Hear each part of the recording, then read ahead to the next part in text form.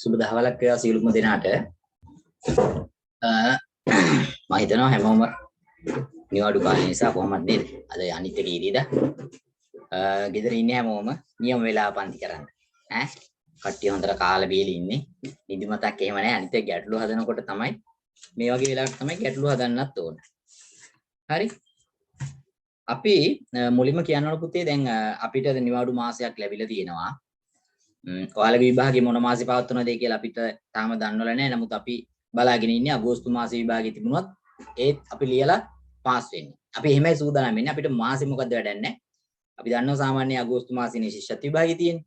ඒතකොට අගෝස්තු මාසේ විභාගේ තිබුණත් අපි ලියලා පාස් වෙන මට්ටමට අපි හැදෙන්න ඕනේ. හරි? ඒක තමයි මගේ ඉලක්කය. ඔයාලා අගෝස්තු වෙනකොට විභාගෙට සූදානම් කරලා තියෙන එක. එතකොට තව එක දෙයක් කියන්න ඕන. මේ මාසෙ ඉතාමත්ම වැදගත් වෙනවා මේ නිවාඩු මාසෙ ඔයාලට. මේ මාසෙදී ඔයාලා හැදෙන්නේ නැත්නම් මේ මාසෙදී මේ ඕනම ප්‍රශ්නයකට උත්තරේ ලියන්න පුළුවන් වෙන විදියට ඔයාලා හැදෙන්නේ නැත්නම් එහෙම අපිට අමාරු වෙනවා විභාගෙට ලකුණු 200ක් ගන්න. විභාගේ පාස් වෙන්න අමාරු වෙනවා. ඒක නිසා මේ නිවාඩු මාසයේ ඔයාලා සෙල්ලම් කිරීම වැඩියෙන් කරන්නේ නැතුව ටිකක් කරලා ටීවී බලන්නේ නැහෙනි කොහොමද? සෙල්ලම් කරන එක ටිකක් අඩු කරලා වැඩිපුර පොත්වල වැඩ කරන්න ඕන. මම ඔයාලට දෙනවා කරන්න ඕන වැඩ ටික ඒව අනිවාර්යයෙන්ම කරන්න ඕනේ මෙහෙමයි. දැන් මම දවසින් දවස මෙන්න මේ ටික කරන්නයි කියලා දෙන්නේ නැහැ. මම දෙන්නේ මේ නිවාඩු මාසයේ ඔයාලට කරන්න මේ මාසයේ තුල මේව සම්පූර්ණ කරන්නයි කියලා මම දෙනවා. විශේෂයෙන්ම ඔයාලට පද වර්ග පොත මම කලින් ඉඳලා දීලා තියෙන්නේ. ඒ පද වර්ග පොතේ තියෙන දේවල් හොඳටම පාඩම් කරලා තියෙන්න ඕන. අකුරුත් එක්ක සමහර තියෙනවා අපි උදාහරණයක් ගත්තොත් ප්‍රස්තාව පිරුලක් ලියන්න තිබුණොත් ඒ ප්‍රස්තාව පිරුල ලියන්න ඒ ලියන අකුරුත් එක්කම ඔයාලා මතකේ තියෙන්න ඕන. පාඩම් කරන්න ඕන. රයිට්? දැන් මේ සැරේ උඩ පැන ඉන්නවා කට්ටිය දෙවෙනි පේපර් එක ලේසි කියලා. හැබැයි වුණාට ලියපු වාක්‍යයක ය අකුර ඈඩ් කරලා නැත්නම් ඒත් වැරදි හම්බ වෙලා තියෙනවා. තේරුණාද? ඒක නිසා අපි මේ සියල්ලටම ඒ කරන වැරදි සියල්ලම අපි මගහැරගෙන ඔයාලගේ අවුරුද්දේ විභාගයට ඔයාලා සූදානම් වෙන්න ඕන. මම සූදානම් වෙන්න ඕන විදිය ඔයාලට කියනවා. ඔයාලා ලස්සනට වැඩ ටික කරන්න ඕන. අනිත් එක තමයි දැන් ළමයි මෙතන නෑ. ඒ කියන්නේ කීප දෙනෙක්ම අඩුයි. ඒගොල්ලන්ට මං හිතන්නේ එක්ක මැසේජ් දෙකලා නෑ. එහෙම නැත්නම් ෆිසිකල් ක්ලාස් එකට එන හින්දා ඔන්ලයින් එන්නේ නෑ. කොහොමත් මම 99 පන්තිදී මේ කරන පේපර් එක මේ ගැටලු කවදාවත් ආයෙ උගන්වන්නෙත් නෑ. අද තමයි මේ ටික උගන්වන්නේ. අදින් ඉවරයි. තේරුණාද?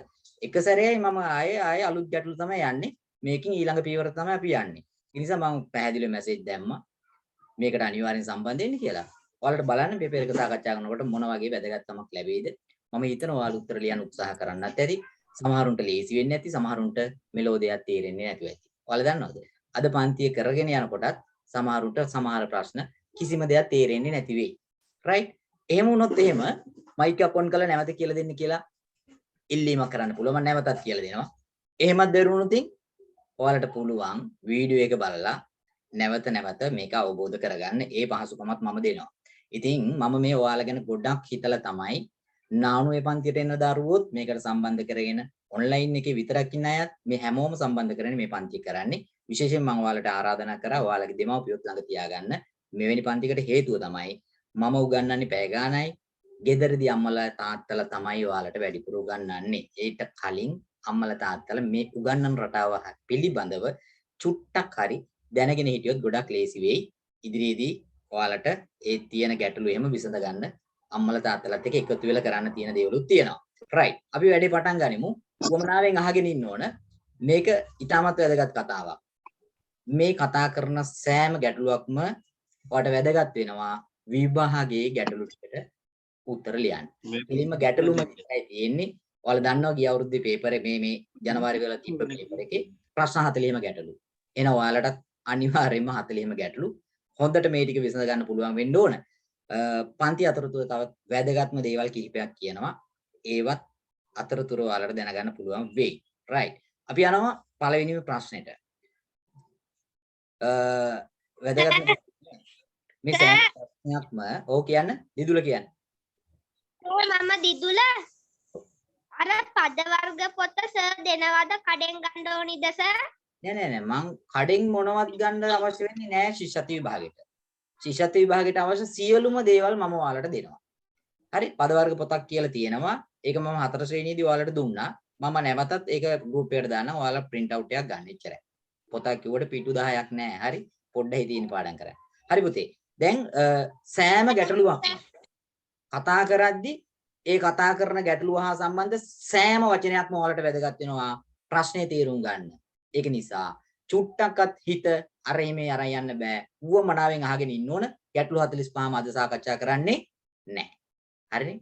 ඔයාලට ඔළුව පිරෙන්න විතරයි දෙන්නේ අද දවසේ. right. හොඳින් අහගන්න. පළවෙනි ප්‍රශ්නේ බලමු. 1 සිට 8 තෙක් එකම ඉලක්කම කිහිප වතාවක් ලියා ඇති කාඩ් 10ක් ඇත. කාඩ් 5ක ලියා ඇති ඉලක්කම් වල එකතුව 18කි. ඉතිරි කාඩ් 5 ලියා ඇති ඉලක්කම් වල එකතුවට තිබිය හැකි වැඩිම වටිනාකම වන්නේ. මට තේරෙනවා ඔයාලට කිසිම දෙයක් මේ ගැන අවබෝධයක් වෙන්නේ නැහැ පළවෙනි සැරේ කිව්වා. එහෙම තමයි මටත් දැන්. right? මෙලෝදියක් තේරෙන්නේ නැහැ ගන්න. හැබැයි ඔය මුකුත්ම තේරෙන්නේ නැති ගණන් අපි අපේ ගානක් බවට පත් කරගන්න ඕනේ. ඔන්න ඕක තමයි පුරුදු වෙන්න ඕනේ. ගිය අවුරුද්දේ ඉගෙනුවේ මේ රටාවටමයි. මේ රටාවට ඉගෙන ගනිපු දරුවෝ හරි ආසාවෙන් ආපු ප්‍රශ්න ටිකට උත්තර ලිව්වා. right? එතකොට ඔයාලටත් ඕකම තමයි රටාව. හොඳට අහගන්න. 1 සිට 8 තෙක් එකම ඉලක්කම කිහිප වතාවක් ලියා ඇති කාඩ් 10ක් ඇත. දැන් පුතේ මේ කියන්නේ ඔයාලා මේකේ හොඳටම මතක තියාගන්න ඕන. අපි මේ ලියන ඉලක්කම් සහ සංඛ්‍යා කියලා වර්ග දෙකක් තියෙනවා. එතකොට ඔයාලට පේනවා ඒක මුලින්ම අවබෝධ කරගන්න ඉලක්කම කියනකොට එකම ඉලක්කම කියනකොට ඉලක්කම් කියලා කියන්නේ බිඳුවේ සිට 1 2 3 ඔමම ලිව්වම 9 තෙක් විතරයි පුතේ ඉලක්කම් තියෙන්නේ. බිඳුවේ ඉඳලා 9 තෙක් විතරයි ඉලක්කම් තියෙන්නේ. එතනින් එහාට තියෙන්නේ ඔක්කොම 10 11 12 ඒ වගේ ඔක්කොමට අපි කියන්නේ සංඛ්‍යා කියලා. ඕක අපි මතක තියාගන්නම වෙනවා. right? ඉලක්කම් තියෙන්නේ බිඳුවේ සිට 9 තෙක් පමණයි. අනිත ඔක්කොම කියන්නේ අපි සංඛ්‍යා. දැන් ඒක මේ ගානට අදාළ නැහැ. හොඳට බලන්න. මේක තියෙන්නේ 1 සිට 8 තෙක් ඉලක්කම් ලියලා තියෙන්නේ. කාඩ් කීයක් තියෙනවද? 10ක් තියෙනවා.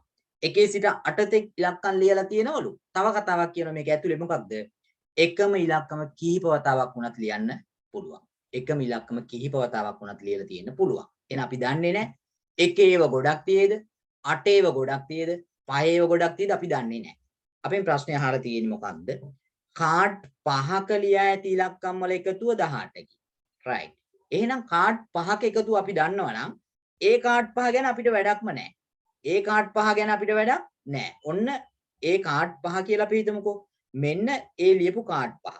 right. එතකොට මේ පහේ එකතුව 18ක් කියලා කියනවා. තවත් කාඩ් 5ක් තියෙනවනේ. නේද? මේ කාඩ් 5 හැර තව කාඩ් 5ක් තියෙනවා.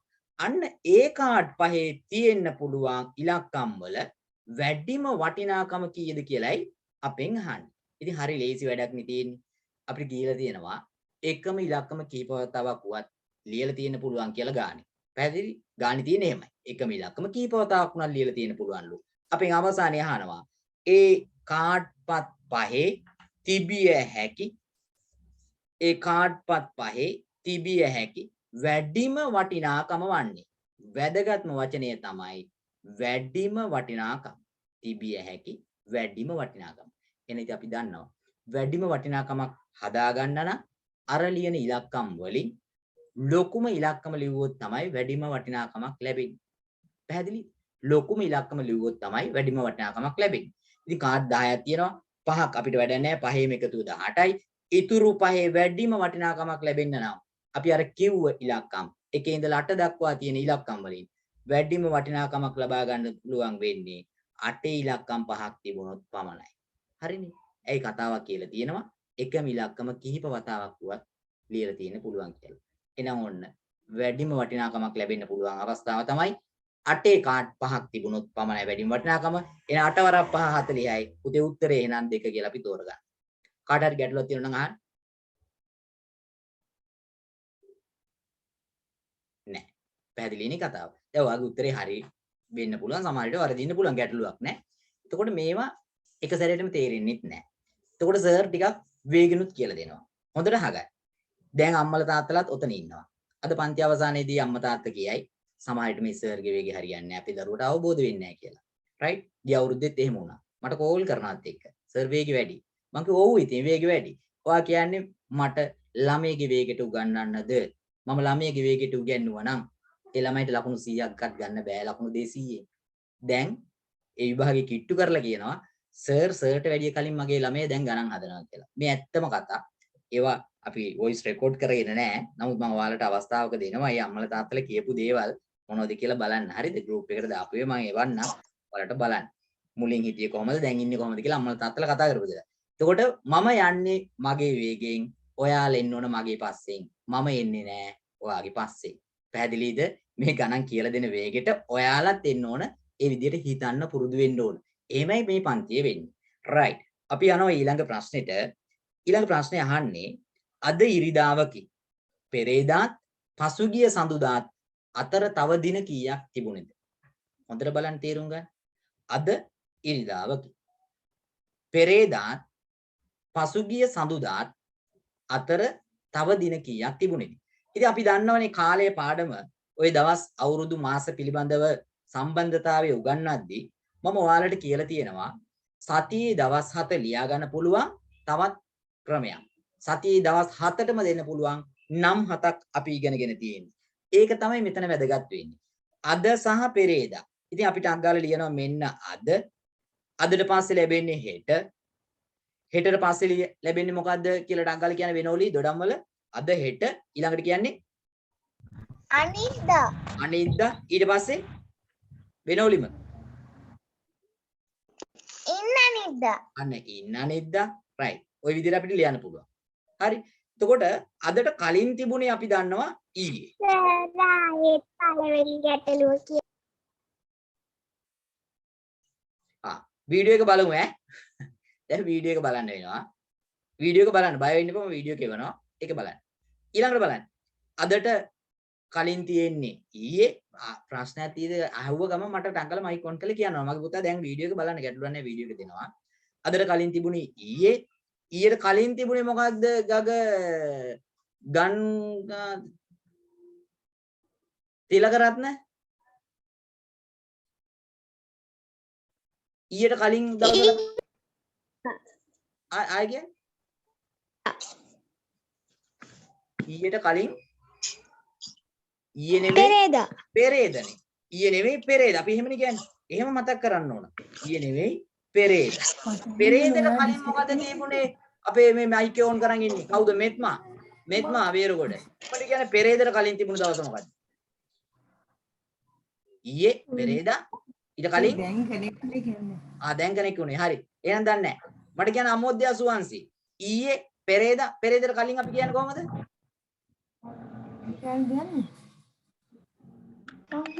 අමෝද්‍ය පෙරේදට කලින් අපිට කියන්නේ කොහොමද පෙරේදට කලින් අපි කියන්නේ කොහොමද ඒ පෙරේදට කලින් මොකක් හරි එකක් කියනවනේ මට මතකෙට එන්නේ නැහැ අන්න උදිත දන්නා උදිත ටංකල කියන්නේ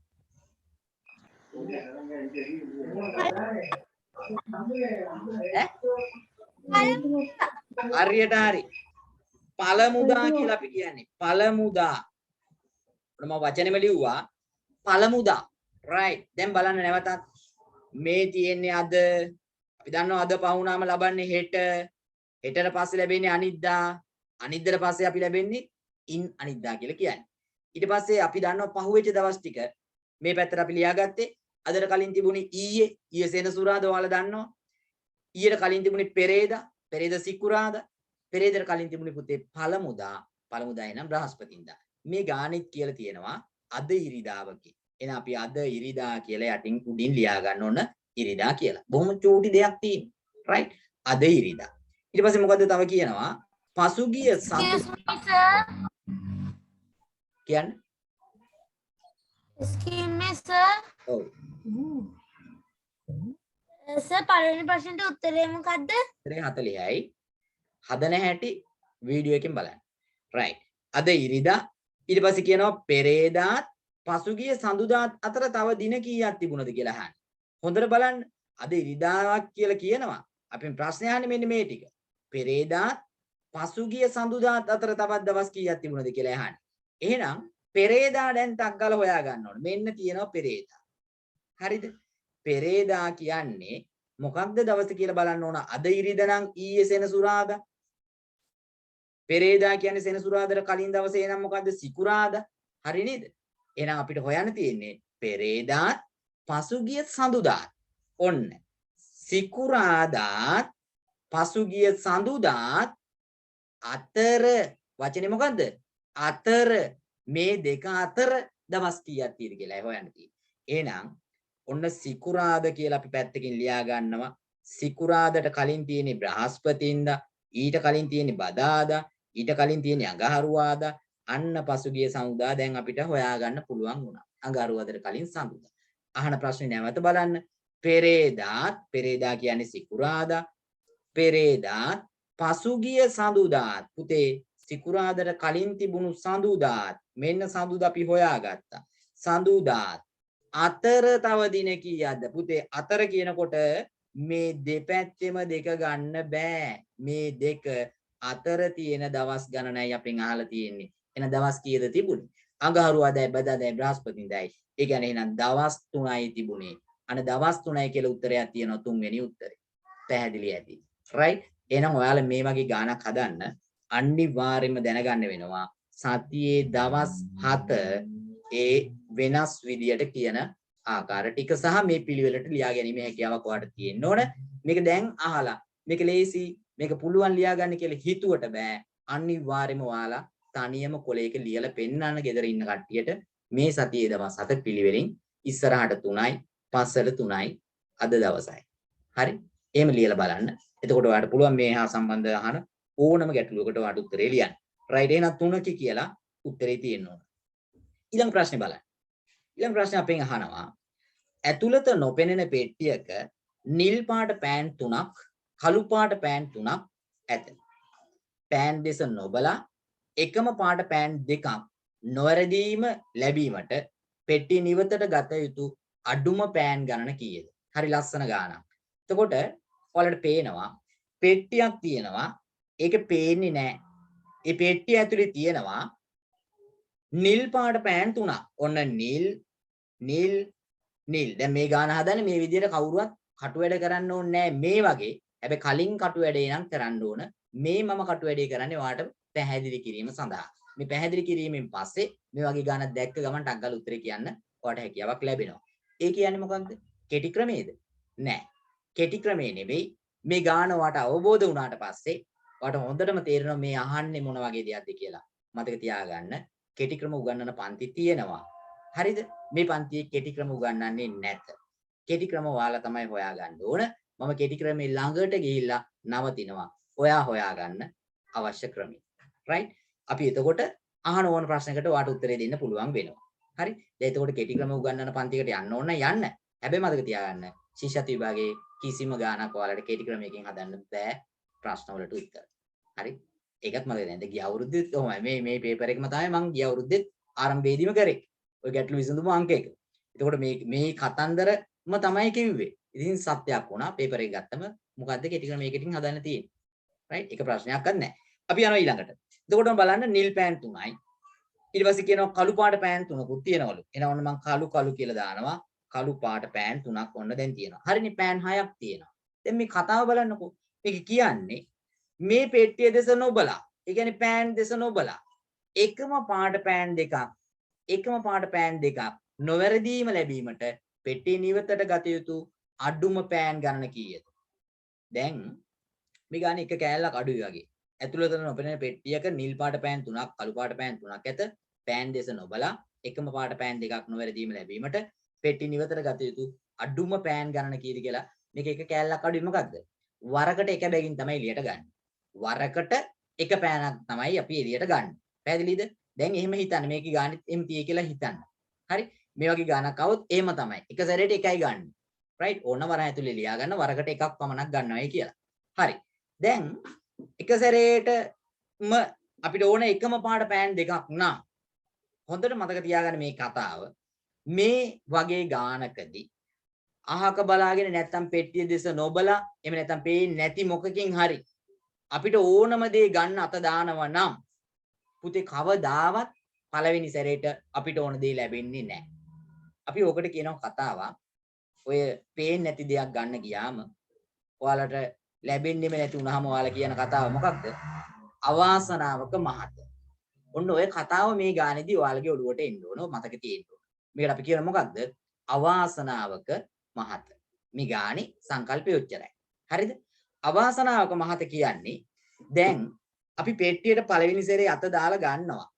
එන්නේ පුතේ නිල් පාට පෑනක් කියලා හිතමුකෝ. ඔන්න මම පළවෙනි සැරේ අත දාලා ගත්තා නිල් පාට පෑනක් හම්බුණා. හැබැයි දෙවෙනි සැරේ අත දාලා ගන්නවා. අපිට ඕන මොකද්ද? එකම පාට පෑන් දෙකක්. එන දෙවෙනි සැරේ අත දාලා ගන්නවා. හැබැයි අවාසනාවක මහත කියන කතාව අපිට මතකයි. නිල් පාට පෑනක් ලැබුණොත් එකම පාට පෑන් දෙකක් ලැබෙනවා. හැබැයි මේක අවාසනාවක මහත නිසා නිල් පාට නෙවෙයි ලැබෙන්නේ. හරිනේ? අවාසනාවක් තියෙන්නේ. එහෙනම් මෙන්න දෙවෙනි සැරේ ලැබෙන්නේ පුතේ කළු පාට පෑනක්. ඒකයි මේ ගානේදී මතකේ තියෙන්න ඕන. ඕන මේක ලැබෙන්නේ නැහැ. පැහැදිලිද? අපි එහෙනම් තුන්වෙනි සැරේ අත දාලා ගන්න. තුන්වෙනි සැරේ අත දාලා ගත්තොත් අපිට ඉතින් අවාසනාවක් තියෙනවා තමයි. හැබැයි ඉතින් තුන්වෙනි සැරේ අත දාලා ගත්තොත් මේ පාට දෙකෙන් මොකක් හරි එකක්නේ ලැබෙන්නේ. එක්ක නිල් පෑනක් ලැබෙනවා, එහෙම නැත්නම් කළු පෑනක් ලැබෙනවා. අපි හිතමුකෝ ඕනනම් නිල් පෑනක් ලැබුණා කියලා. අන්න නිල් පෑනක් ලැබුණොත් දැනට එළියේ තියෙන එකම පාට පෑන් දෙකක්. එහෙනම් තුන්වෙනි සැරේ අත දාලා ගන්නකොට අනිවාර්යයෙන්ම අපිට එකම පාට පෑන් දෙකක් ලැබෙනවා. අපි හිතමු නිල් පාට ලැබුණේ නැහැ. ලැබුණේ කළු පාට පෑන්. එහෙනම් කළු පාට පෑනක් ලැබුණත් අන්න බලන්න කළු පාට පෑන් දෙකක් ඒත් ලැබිලා තියෙනවා. එක්ක නිල් එකක් ලැබෙනවා. එතකොටත් දෙකක් ලැබෙනවා නිල් පාට පෑන් දෙකක්. එක්ක කළු පාට පෑනක් ගන්නවා. එතකොටත් ලැබෙනවා කළු පාට පෑන් දෙකක්. එහෙනම් අපි අන්තිමට බලන්න තුන්වෙනි සැරේ අත දාලා ගත්තොත් අනිවාර්යයෙන්ම අපිට එළියට තියෙනවා එකම පාට පෑන් දෙකක්. එකම දේ මතක තියාගන්න ඕන අවාසනාවක මහත. පැහැදිලිද? අපිට ඕන මේක නෙවෙයි මුලින් ලැබෙන්නේ. එතකොට මේක තේරුම් ගන්න නැවත වතාවක් ගන්න ඔයාලා අහන්න වීඩියෝ එකකින්. හරි? නැවත වතාවක් අහන්න මේවා ඉතාමත් වැදගත් සංකල්ප. මේ සංකල්පෙම දාලා ඔයාලට තව පොඩි වෙනසක් කරලා ප්‍රශ්නයක් එයි ශිෂ්‍යත්ව විභාගෙදී. එතකොට ඉතින් උඩ පැන හදන්න පුළුවන් අවාසනාවක මහත කියන එක මතක් වෙනවා ටක් ගාලා නේද? අහක බලාගෙන ගන්නවනම් පේන්නේ නැති එකකින් ගන්නවනම් අවාසනාවක මහත. ඕනම එක නෙවෙයි ලැබෙන්නේ. ඕන නැති ඒවා ඔක්කොම ටික ගත්තට පස්සේ තමයි ඕන එක ලැබෙන්නේ. ඕක තමයි කතාව. අපි යනවා එහෙනම් එතකොට තුන්වෙනි ප්‍රශ්නෙට උත්තරේ තියෙන්න ඕන 3යි කියලා. පෑන් 3ක් ගන්නකොට එකම පාට පෑන් දෙකක් ලැබෙනවා. අපි යනවා ඉක්මනින් ඊළඟ ප්‍රශ්නයට. ඊළඟ ප්‍රශ්නේ බලන්න. හතරවෙනි ප්‍රශ්නය. හතරවෙනි ප්‍රශ්නේ අපෙන් අහනවා ටැංකියක ධාරිතාව ලීටර 10කි. ටැංකියක ධාරිතාව ලීටර 10කි. සුනිල් වරකට ලීටර 4 බැගින් දමමින් එම ටැංකියට ජලය පුරවයි. ඒ සෑම වාරයකටම පසු ඔහුගේ මල්ලි ලීටර 2 බැගින් ජලය ඉවතට ගනී. අන්න බලන්න නියම වැඩක් වෙන්නේ. මුලින්ම ටැංකිය ජලයෙන් පිරෙන්නේ සුනිල් කීවරක් ජලය දැමූ පසුද? දැන් ඔය වගේ දේවල් වෙනවනේ. ඔය වගේ දඟකාර මල්ලිලා නංගිලා ඉන්නවා. ටැංකිය පුරවන්න දෙන්නෙම නැහැ. ඔයා එකක් දාලා ගිහිල්ලා එනකොට එයා ටිකක් අරගෙන යනවා. ඕක සාමාන්‍ය දේවල්. දැන් ඔයාලා කල්පනා කරන්න පුතේ මේ ගැටලු කියලා තියෙන්නේ එදිනෙදා වෙන දේවල්නේ. එදිනෙදා වෙන්න පුළුවන් දේවල් තමයි මේ ගැටලුවක් කියලා දෙන්නේ. ඔයාලා බලන්න මම ඔයාලට ළඟදීම තව දවසකින් දෙකකින් තුනකින් වගේ මේ අවුරුද්දේ ප්‍රශ්න පත්‍රෙත් මම සාකච්ඡා කරනවා ඔයාලට. හේතුව මොකද? ශිෂ්‍යත්වයේ පේපර් එක හැදෙන විදිය ඔයාලට අවබෝධ කර ගැනීම සඳහා. රයිට්? ඒක ළඟදීම මම ඔයාලට සාකච්ඡා කරනවා බොහෝ දුරට ඊළඟ පන්තියේදී වෙන්න පුළුවන් මම ඔයාලට කියනවා. එහෙම කියලා සාකච්ඡා කරනවා. හේතුව මොකද්ද? ප්‍රශ්න පත්‍රේ හැදෙන්නේ කොහොමද කියලා ඔයාලා දැනගන්න ඕන. අපි දැනගෙන තමයි මේව ඉගෙන ගන්න ඕන. මේ වගේ ප්‍රශ්න තමයි එන්නේ. ඒක නිසා අපි මේව ඉගෙන ගන්න කියලා. ඒක දන්නවනම් ඔයාලා උවමනාවෙන් ඉගෙන ගන්නවා කියලා මම විශ්වාස කරනවා. ඒක නිසා අපිට හරි ලේසි වැඩක් මේ තියෙන්නේ. ලකුණු 100ම ගන්න පුළුවන්. තේරුණාද? හරිම ලේසි වැඩක්. ඉතින් මේ එදිනෙදා වෙන කතන්දර තමයි මේ ගානකට දාලා තියෙන්නේ. එහෙනම් අපි මොකද කරන්න ඕන? මේ ගාන මට ඕන විදියට මම දීලා තියෙන්නේ. හැබැයි ප්‍රශ්නෙට උත්තරේ දෙන්න ඕන ඔයා. ඒක නිසා මට ඕන ගාන ඔයාගේ කරගන්න. මට ඕන විදියට දීපු ගාන ඔයාගේ කරගන්න. හරි සරල දෙයක් කරන්න තියෙනවා. කොහොමද? මේ ගාන අපි කියව වෙන දේ අඳිමු. කටු වැඩ කියන්නේ ඕකයි. මේ ගාන මේ සිදුවීම අපි අඳිමු. අපි අඳිනකොට මේකේ ඉරි වෙන්න පුළුවන්, ඉලක්කම් වෙන්න පුළුවන්, අකුරු වෙන්න පුළුවන්. හරි? ඕක තමයි අඳින්නේ. ඕක ඇඳලා අපි ගාන තේරුම් ගන්න ඕනේ. ඉතින් මොකද කියන්නේ ටැංකියක ධාරිතාව ලීටර 10කි. ටංගල ටැංකියක් ඇඳා. අන්න ලීටර 10 කියලා උඩින් දාගත්තා. මේ ටැංකියේ පුරවන්න පුළුවන් ලීටර 10යි ජලය. හරිද? ඔක තමයි කතාව. ඊට පස්සේ මොකද්ද කියන්නේ? සුනිල් වරකට ලීටර 4 බැගින් දමමින් එම ටැංකියට ජලය පුරවයි. එහෙනම් එක සැරයක් ගෙනල්ලා දැම්මොතින් ඔන්න පිරෙනවා ටැංකියෙන් ලීටර 4ක්. අන්න මම කියනවා මෙතනට දැන් තියෙනවා ලීටර 4ක්. හැබැයි දැම්මේ පළවෙනි සැරේ. එන එක සැරයක් දැම්මා ලීටර 4ක් පිරුණා. හැබැයි ඒ වුණාට වෙන්නේ මොකද්ද? මල්ලි ඇවිල්ලා ලීටර 2 බැගින් ජලය ඉවතට ගන්නවා. අපි එහෙනම් දන්නවා එක සැරයක් ජලය දැම්මට වැඩක් නැහැ. 4ක් දැම්මට වැඩක් නැහැ. අනිත් ටික ගේන්න යනකොට මල්ලි මේකෙන් 2ක් ගන්නවා. ඇත්තටම දැන් තියෙන ජලය එහෙනම් ලීටර 2යි. හරිනේ. පළවෙනි සැරේ දැම්ම 4ක් පිරුණා. හැබැයි මල්ලි ටක් ගාලා 2ක් උස්සනවා. එහෙනම් ඇත්තටම තියෙන ලීටර 2යි. දැන් එහෙනම් දෙවෙනි සැරේත් එනවා සුනිල් බාල්දිය අරගෙන. අපි දන්නවා දැනට තියෙන ලීටර 2යි ටැංකියේ. එහෙනම් දානවා සුනිල් දෙවෙනි සැරේ තවත් 4ක්. එහෙනම් පුතේ අපි දන්නවා 2 ඉඳලා තව 4ක් තමයි වැඩි වෙන්න ඕන ලීටර. එහෙනම් 2යි ලීටර 4යි ලීටර 6ක් බවට පත් වෙනවා දැන් දෙවෙනි සැරේ දැම්මම. ඔන්න දෙවෙනි සැරේ දානකොට ලීටර 6ක් බවට පත් වෙනවා. හැබැයි දෙවෙනි සැරේ දැම්මට ලීටර 6ක් බවට පත් වුණාට මල්ලි තව 2ක් අරන් යනවා. ඔන්න මල්ලි 2ක් අරන් යනකොට අපි දන්නවා 6න් 2ක් අඩු වෙනවා. එහෙනම් 6න් 2ක් අඩු වුණාම ඇත්තටම දැන් තියෙන්නේ කීයද? 4යි. දැනට තියෙන්නේ ලීටර 4යි. මල්ලි දැන් 2ක් අරන් ගිහිල්ලා. එහෙනම් මොකද වෙන්නේ? 4යි තුන්වෙනි සැරේ ගේනවා සුනිල්. තුන්වෙනි සැරේ ගේනකොට 4ක්ම ගේනවනේ. 4 ඉඳලා 4ක්ම තවත් වැඩි වෙනවා. ඒ කියන්නේ පුතේ 4යි ලීටර් 8ක් බවට පත් වෙනවා දැන් තුන්වෙනි සැරේ දැම්මම සුනිල්. හැබැයි තුන්වෙනි සැරේ දැම්මම ලීටර් 8ක් බවට පත් වුණා. ඒ වුණත් ටැංකිය පිරෙන්නේ නැහැ. ටැංකියේ ධාරිතාව ලීටර් 10ක් බවට පත් 10ක් කියලා අපි දන්නවා. නේද? ලීටර් 8ක් වෙන තුන්වෙනි සැරේ දැම්මා. තුන්වෙනි සැරේ දාලා යනකොට මල්ලි තවත් 2ක් අරන් යනවා. ඒ කියන්නේ 8න් 2ක් අඩු වෙනවා. ඒ කියන්නේ ඔන්න ඉතුරු වෙන්නේ කීයද? ඇත්තටම දැන් තියෙන්නේ තාම 6යි. තුන්වෙනි සැරේ දාලා ඉතුරු ටික අරන් එන්න යනකොට. හතරවෙනි සැරේ දානවා. මේ 6යි දැන් තියෙන්නේ මොකද මල්ලි 2ක් ගත්තා. හතරවෙනි සැරේ දානවා ලීටර් 4ක්. රයිට්? හතරවෙනි සැරේ දානවා ලීටර් කීයද? 4ක්. මෙන්න හතරවෙනි වාරේ. හතරවෙනි වාරේ දැම්මම ලීටර් 4ක්. අපිට පේනවා ලීටර් 6යි තියෙන්නේ ටැංකියේ දැන් පිරීලා. ලීටර් 4ක් දැම්මම මට කියන්න ලීටර් ඔක්කොම කොච්චරද තියෙන්නේ එතකොට මනුජ? හතරවෙනි සැරේ ලීටර් 4ක් දැම්මම ටැංකියේ ඔක්කොම කීයක් තියෙද එතකොට? ඉතුරුනේ 6යිනේ. මල්ලි 2ක් ගත්තට පස්සේ තවත් 4ක් දානවා. එතකොට ටැංකියේ කොච්චරක් ජලය තියෙද? 4ක් දැම්මම ටැංකියට කොච්චරද වතුර එකතු වෙලා තියෙන්නේ? ලීටර් 10ක්. 10ක් වෙනවා. මොකද දැන් තියෙන්නේ 6යි. තව 4ක් දැම්මම අපි දන්නවා 6යි 4යි 10යි. අපෙන් අහන ප්‍රශ්නේ දිහා බලන්න. අපෙන් අහන්නේ ප්‍රශ්නේ පුතේ මුලින්ම ටැංකිය ජලයෙන් පිරෙන්නේ සුනිල් කීවරක් ජලය දැමූ පසුද? මුලින්ම ටැංකිය ජලයෙන් පිරෙන්නේ සුනිල් කීවරක් ජලය දැමූ පසුද? දැන් එතකොට තිබුණේ 6යි මල්ලි 2ක් අරන් ගියාට පස්සේ තුන්වෙනි සැරේ දාලා අනිත් එක ගේන්න යනකොට තිබුණේ 6යි.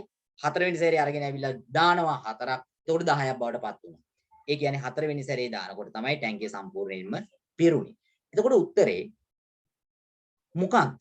හතරවෙනි සැරේ දැම්මම ටැංකිය පිරුණද? අපි උත්තරේ විදිහට තෝරගන්න ඕන. ඒකද? තනුජි වෑගඩ පොළ.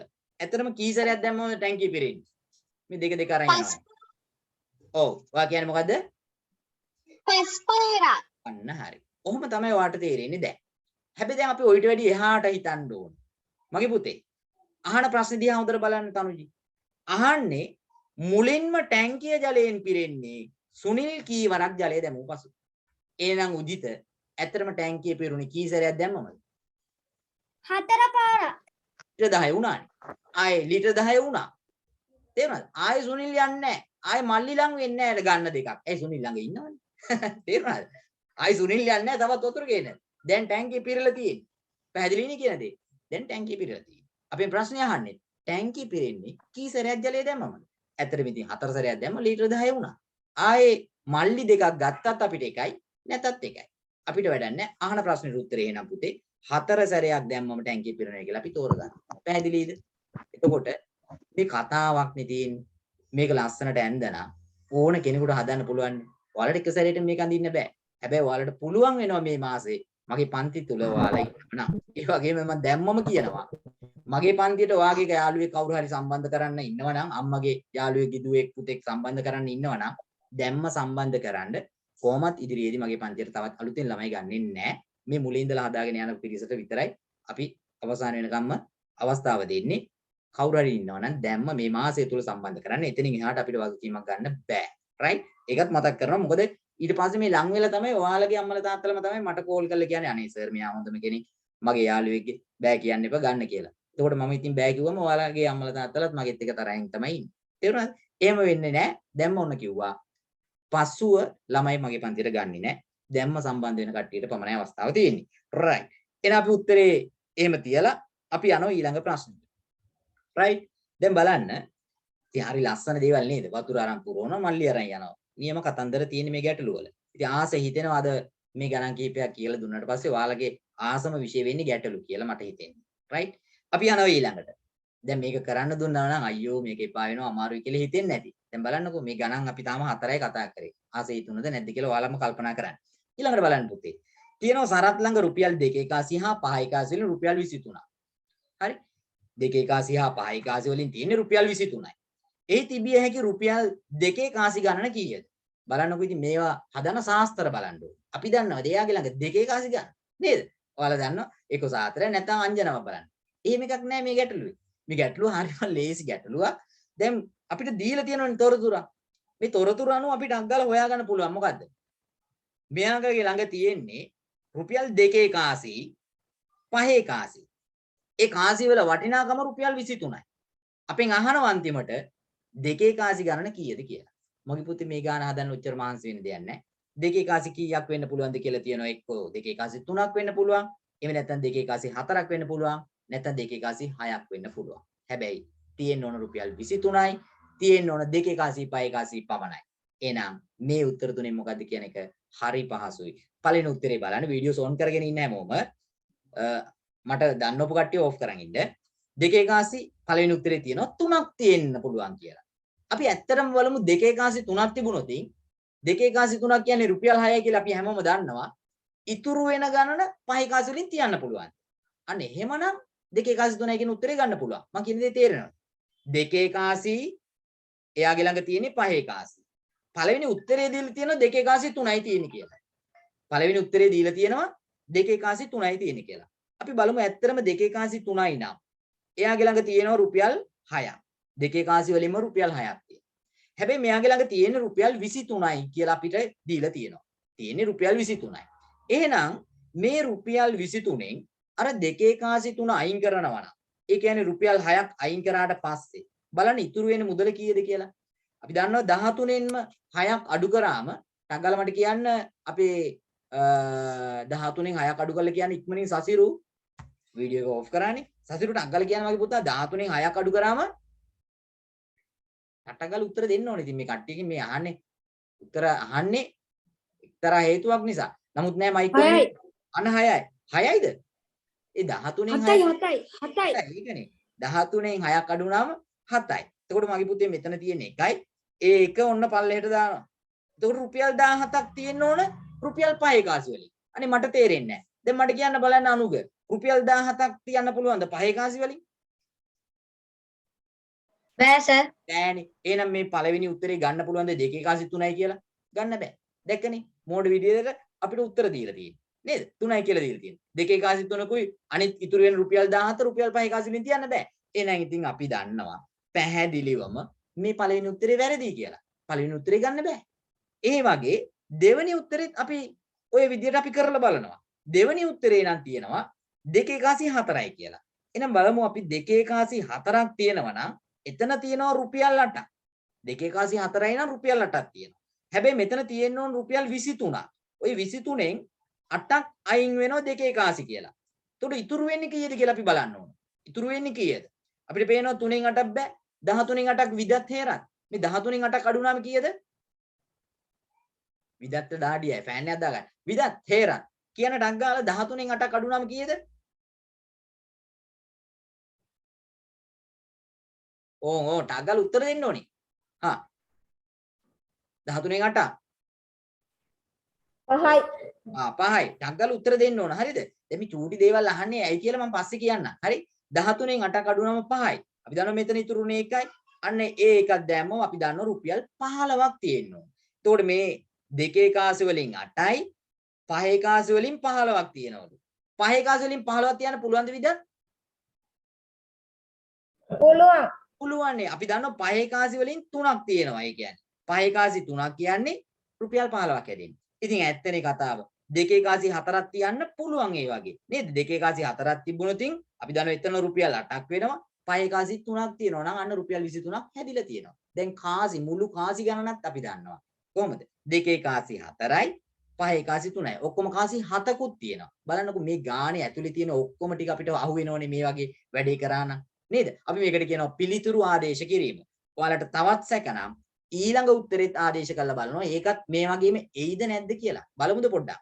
එහෙනම් බලන්න තුන්වෙනි උත්තරේ තියෙනවා 6යි කියලා. දෙකේ කාසි 6යි කියලා තියෙනවා. ඉතින් ඇත්තටම දෙකේ කාසි 6යි නම් අපි දන්නවා රුපියල් කීයද? 12යි. දෙකේ කාසි 6යි නම් රුපියල් 12ක් තියෙනවා දෙකේ කාසි වලින්. ඉතින් 23ක් තියෙන්න ඕන. 12ක් දෙකේ කාසි වලින් තියෙනවා නම් ඉතුරු වෙනවා 3න් 2ක් 1යි. මෙතන 2න් 1ක් 1යි. එහෙනම් රුපියල් 11ක් තියෙන්න ඕන පහේ කාසි වලින්. පුතේ පහේ කාසි වලින් විතරක් රුපියල් 11ක් හදන්න පුළුවන්ද? බෑනේ.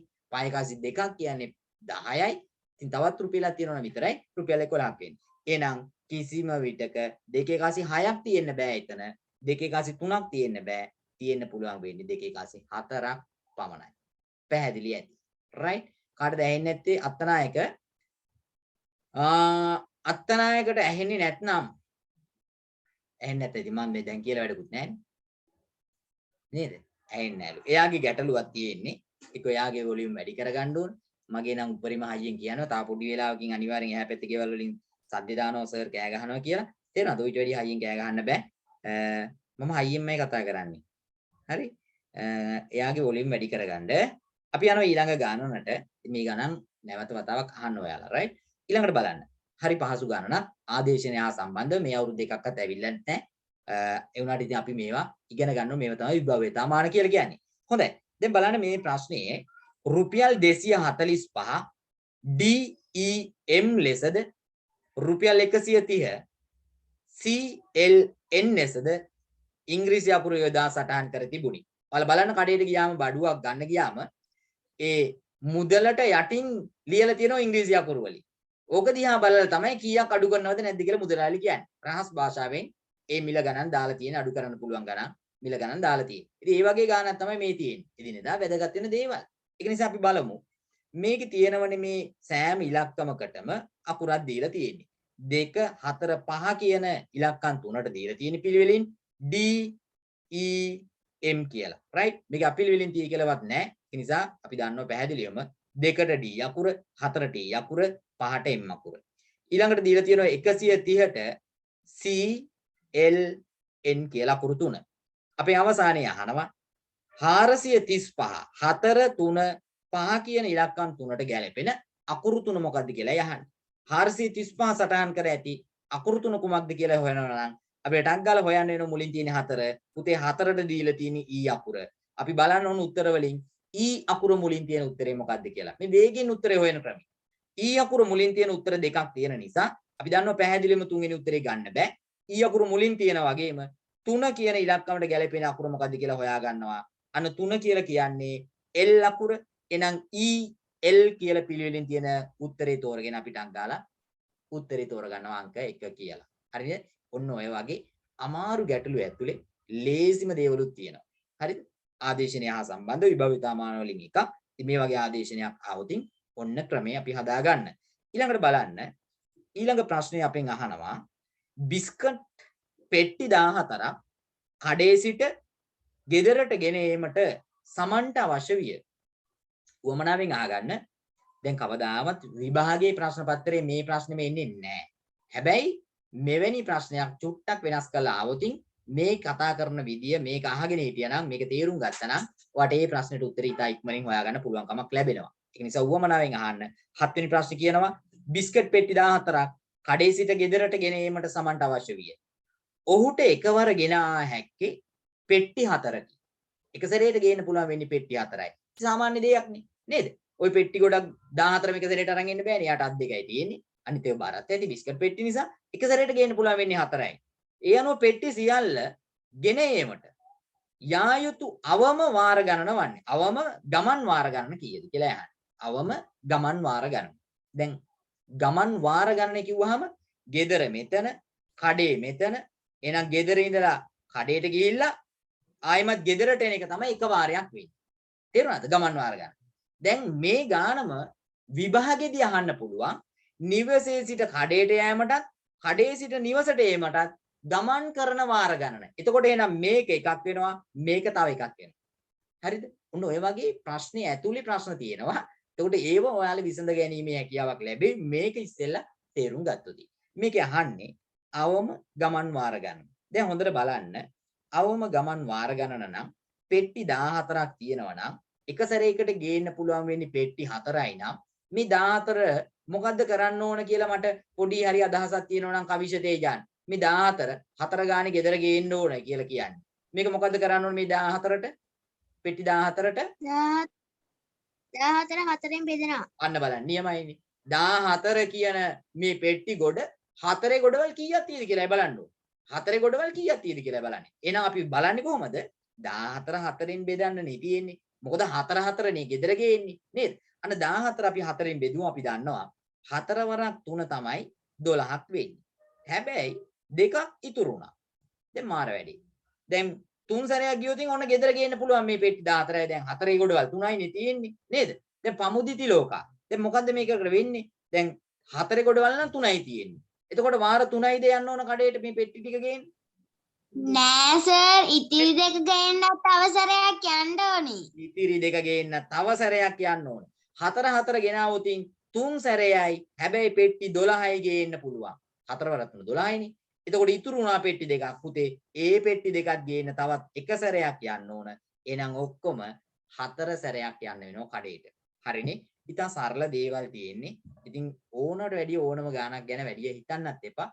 ඔයාගේ වයසට ගැලපෙන විදිහට ගාණ ගැන හිතුවනම් ටග්ගල වාට උත්තර ලැබෙනවා. තේරුණාද? ඔයාගේ වයසට ගැලපෙන විදිහට හැම ගාණක්ම ඔයාලා හිතන්නම වෙනවා. ශිෂ්‍යත්ව විභාගෙත් එහෙම තමයි උනේ. මෙවර ඒ විශේෂ ප්‍රශ්න තියෙනවා.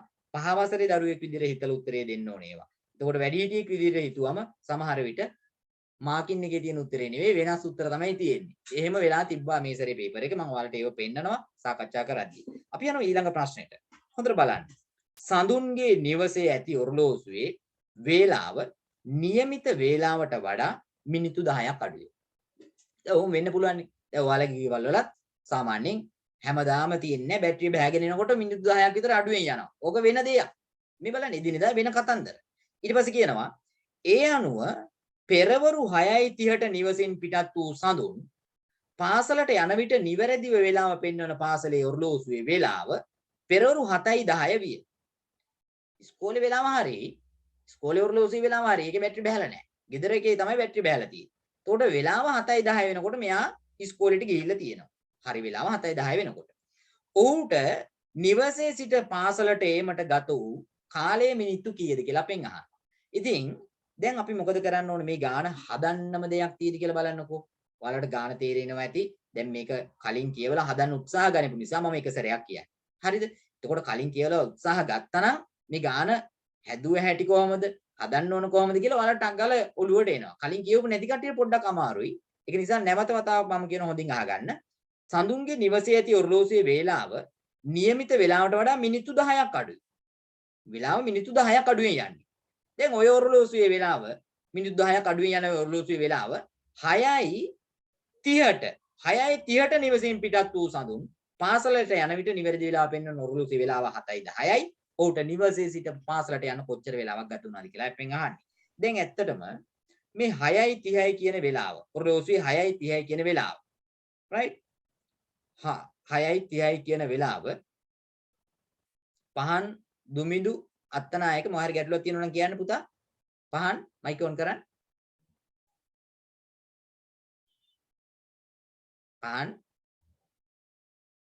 පහන් දුමිඳු අත්තනායක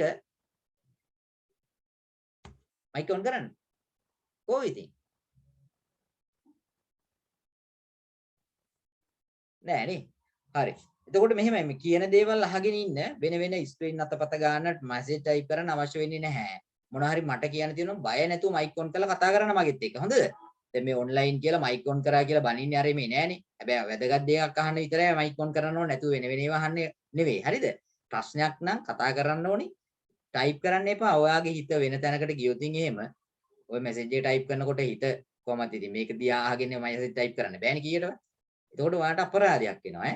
මම හරි ආදරෙන් කියන්නේ පුතේ. වැඩ ටික කරමු ලස්සනට. ප්‍රශ්න නම් බය නැතුව මයික් ඔන් කරලා මගෙන් අහන්න ඕන වෙලාවක. හරි. රයිට්. දැන් හොඳට අහන්න. ගෙදර වෙලාව විනාඩි 10ක් අඩුවෙන් යන්නේ. ගෙදර ඔරලෝසුවේ බැටරි බහැලා වෙන්නේ නැති කියලා අපි හිතමුකෝ. විනාඩි 10ක් අඩුවෙන් යන්නේ. ඉතින් ගෙදර ඔරලෝසුවේ වෙලාව තමයි 6:30 දැක්කේ. මෙයා ගෙදරින් පිටත් වෙන්නේ 6:30ට.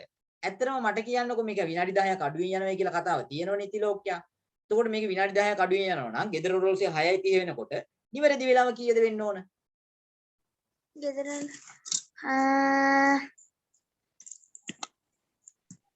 40යි. 6:40යි. ඔව්නේ. ඉතින් විනාඩි 10ක් අඩුවෙන් තමයි මේ තියෙන්නේ 6:30.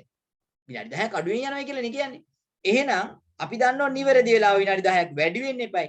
එහෙනම් ඇත්තටම මෙයා ගෙදරින් යන්නේ 6:40ටනේ. නේද? 6:40ට නිවැරදි වෙලාවෙන් තමයි මෙයා ගෙදරින් යන්නේ. ගෙදර ඔරලෝසුවේ 6:30 වුණාට විනාඩි 10ක් අඩු වෙන්නේ 6:30 කියන්නේ. එහෙනම් අපි හොයාගත්ත මෙයා ඇත්තටම ගෙදරින් යන්නේ 6:40ට කියලා. එහෙනම් පුතේ 6:40ට ගෙදරින් යන සඳුන් 7:10 වෙනකොට යනවා ඉස්කෝලේට. දැන් අහනවා ගෙදරින් ඉඳලා ඉස්කෝලේට යන්න කොච්චර වෙලාවක් ගියාද කියලා. එනවා ඔයාලට පුළුවන් කරගන්න 6:40 ඉඳලා 7:10 වෙනකම් කොච්චර වෙලාවක් තියෙද කියලා හොයාගන්න. ඉතින් අපිට ගණන් කරන්න පුළුවන් ඕන නම් 6:40 ඉඳලා ඩක් ගාලා අපි දන්නවා 6:40 කියනකොට මිනිත්තු කටුව තියෙන්නේ 8 ඉලක්කම ළඟ. ඔක 7 වෙනකොට 8 ගාව ඉඳලා 12 ගාවට එනකොට අපි දන්නවා විනාඩි 20ක් ගියනවා. නේද? හොඳට බලන්න දැන් මතක් වෙන්න ඕන ඔරලෝසුවේ කටුව. මම කියන්නේ මිනිත්තු කටුව අපි දන්නවා 6:40 වෙනකොට මිනිත්තු කටුව තියෙන්නේ 8 ළඟ. ඕක හෙමින් 12 ළඟට එනකොට වෙලාව 7 වෙනවා. බලන්න 8 ගාව ඉඳලා 12 ගාවට එනකොට මිනිත්තු කීයක්ද තියෙන්නේ කියලා? 8 ඉඳලා 9ට 5යි, 10ට 5යි, 11ට 5යි ඕමම ගණන් කරමු. ඔයාලා දන්නවා විනාඩි 20ක් තියෙනවා. හරිද? එතකොට 7 වෙනකොට විනාඩි 20යි. හැබැයි 7 වෙනකොට නෙමෙයි ඉස්කෝලේට යන්නේ 7:10 වෙනකොට. ඒ කියන්නේ තවත් විනාඩි 10ක් ওই විනාඩි 20ට එකතු කරන්න. අන්න මිනිත්තු ඔක්කොම 30ක් වෙනවා. ඔය හිතින්නේ හැදුවේ. දැන් අතින් හදන හැටි බලන්න. හිතිනුත් හදන්න අතිනුත් හදන්න ගැටලු. එතකොට 7:10ට ඉස්කෝලේට යනවා. ඒ කියන්නේ ගමන අවසන් කළ වෙලාව. ගමන පටන් ගන්නවා සැබෑ වෙලාව 6:40. දැන් එහෙනම් අවසන් කළ වෙලාවෙන් ගමන පටන් ගනිපු වෙලාව අපි අඩු කරලා හොයා ගන්නවා ගමනට ගත වෙච්ච කාලය. ඔන්න එහෙනම් අද එක සංකල්පයක් ඔයාලා ඉගෙන ගන්නවා කාලය පාඩමෙන්.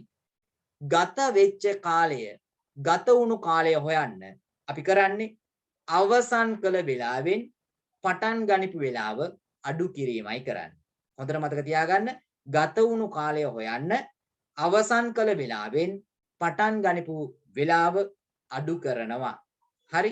දැන් බලන්න මම වෙලාව අඩු කරන හැටි පෙන්නනවා.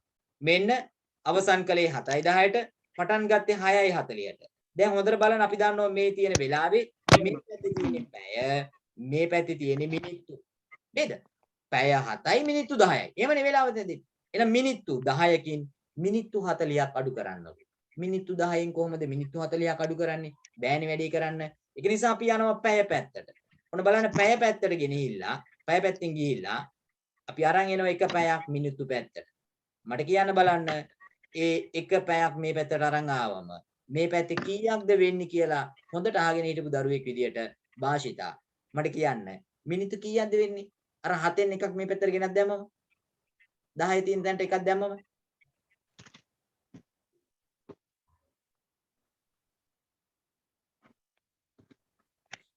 අගල උත්තර දෙන්න. ඔයාලට පේන උත්තර දෙන්න නිකන් දෙන්න. ගැටලුවක් නැහැ. 60යි සර්. කීයද? 60යි. ඉතින් මෙතන 10ක් තියෙනවනේ. 70. මම හිතුවේ ඔයා 110 කියයි කියලා. හරිද? දැන් 110ක් වෙන්නේ නැහැ. මට එහෙම උත්තරයක් ආව නම් මම හරි සතුටු වෙනවා. තේරුණාද? මගේ පුතා හොඳටම දන්නවා. ඒක නිසා අටක් ගාලා යා කිව්වා 60ක් තමයි ගේන්නේ කියලා. දැන් හොඳට කල්පනා කරන්න පුතේ. මේ පැත්තේ තියෙන පැය මේ පැය එකක් තමයි මේ පැත්තට ගේන්නේ. අපි දන්නවා පැය එකක් ගේනවා කියන්නේ මිනිත්තු කීයක් දෙන්නේ කියලා. පැය එකක් කියන්නේ මිනිත්තු කීයක්ද? 60ක් එන්නේ. නේද? එහෙනම් අපි දන්නවා මෙතන ගේන පැය එකයි. මෙතන එතකොට 6ක් වෙනවා. ඒ පැත්තට ගෙනිච්ච පැය එක මිනිත්තු 60ක් කියලා අපි දන්නවා.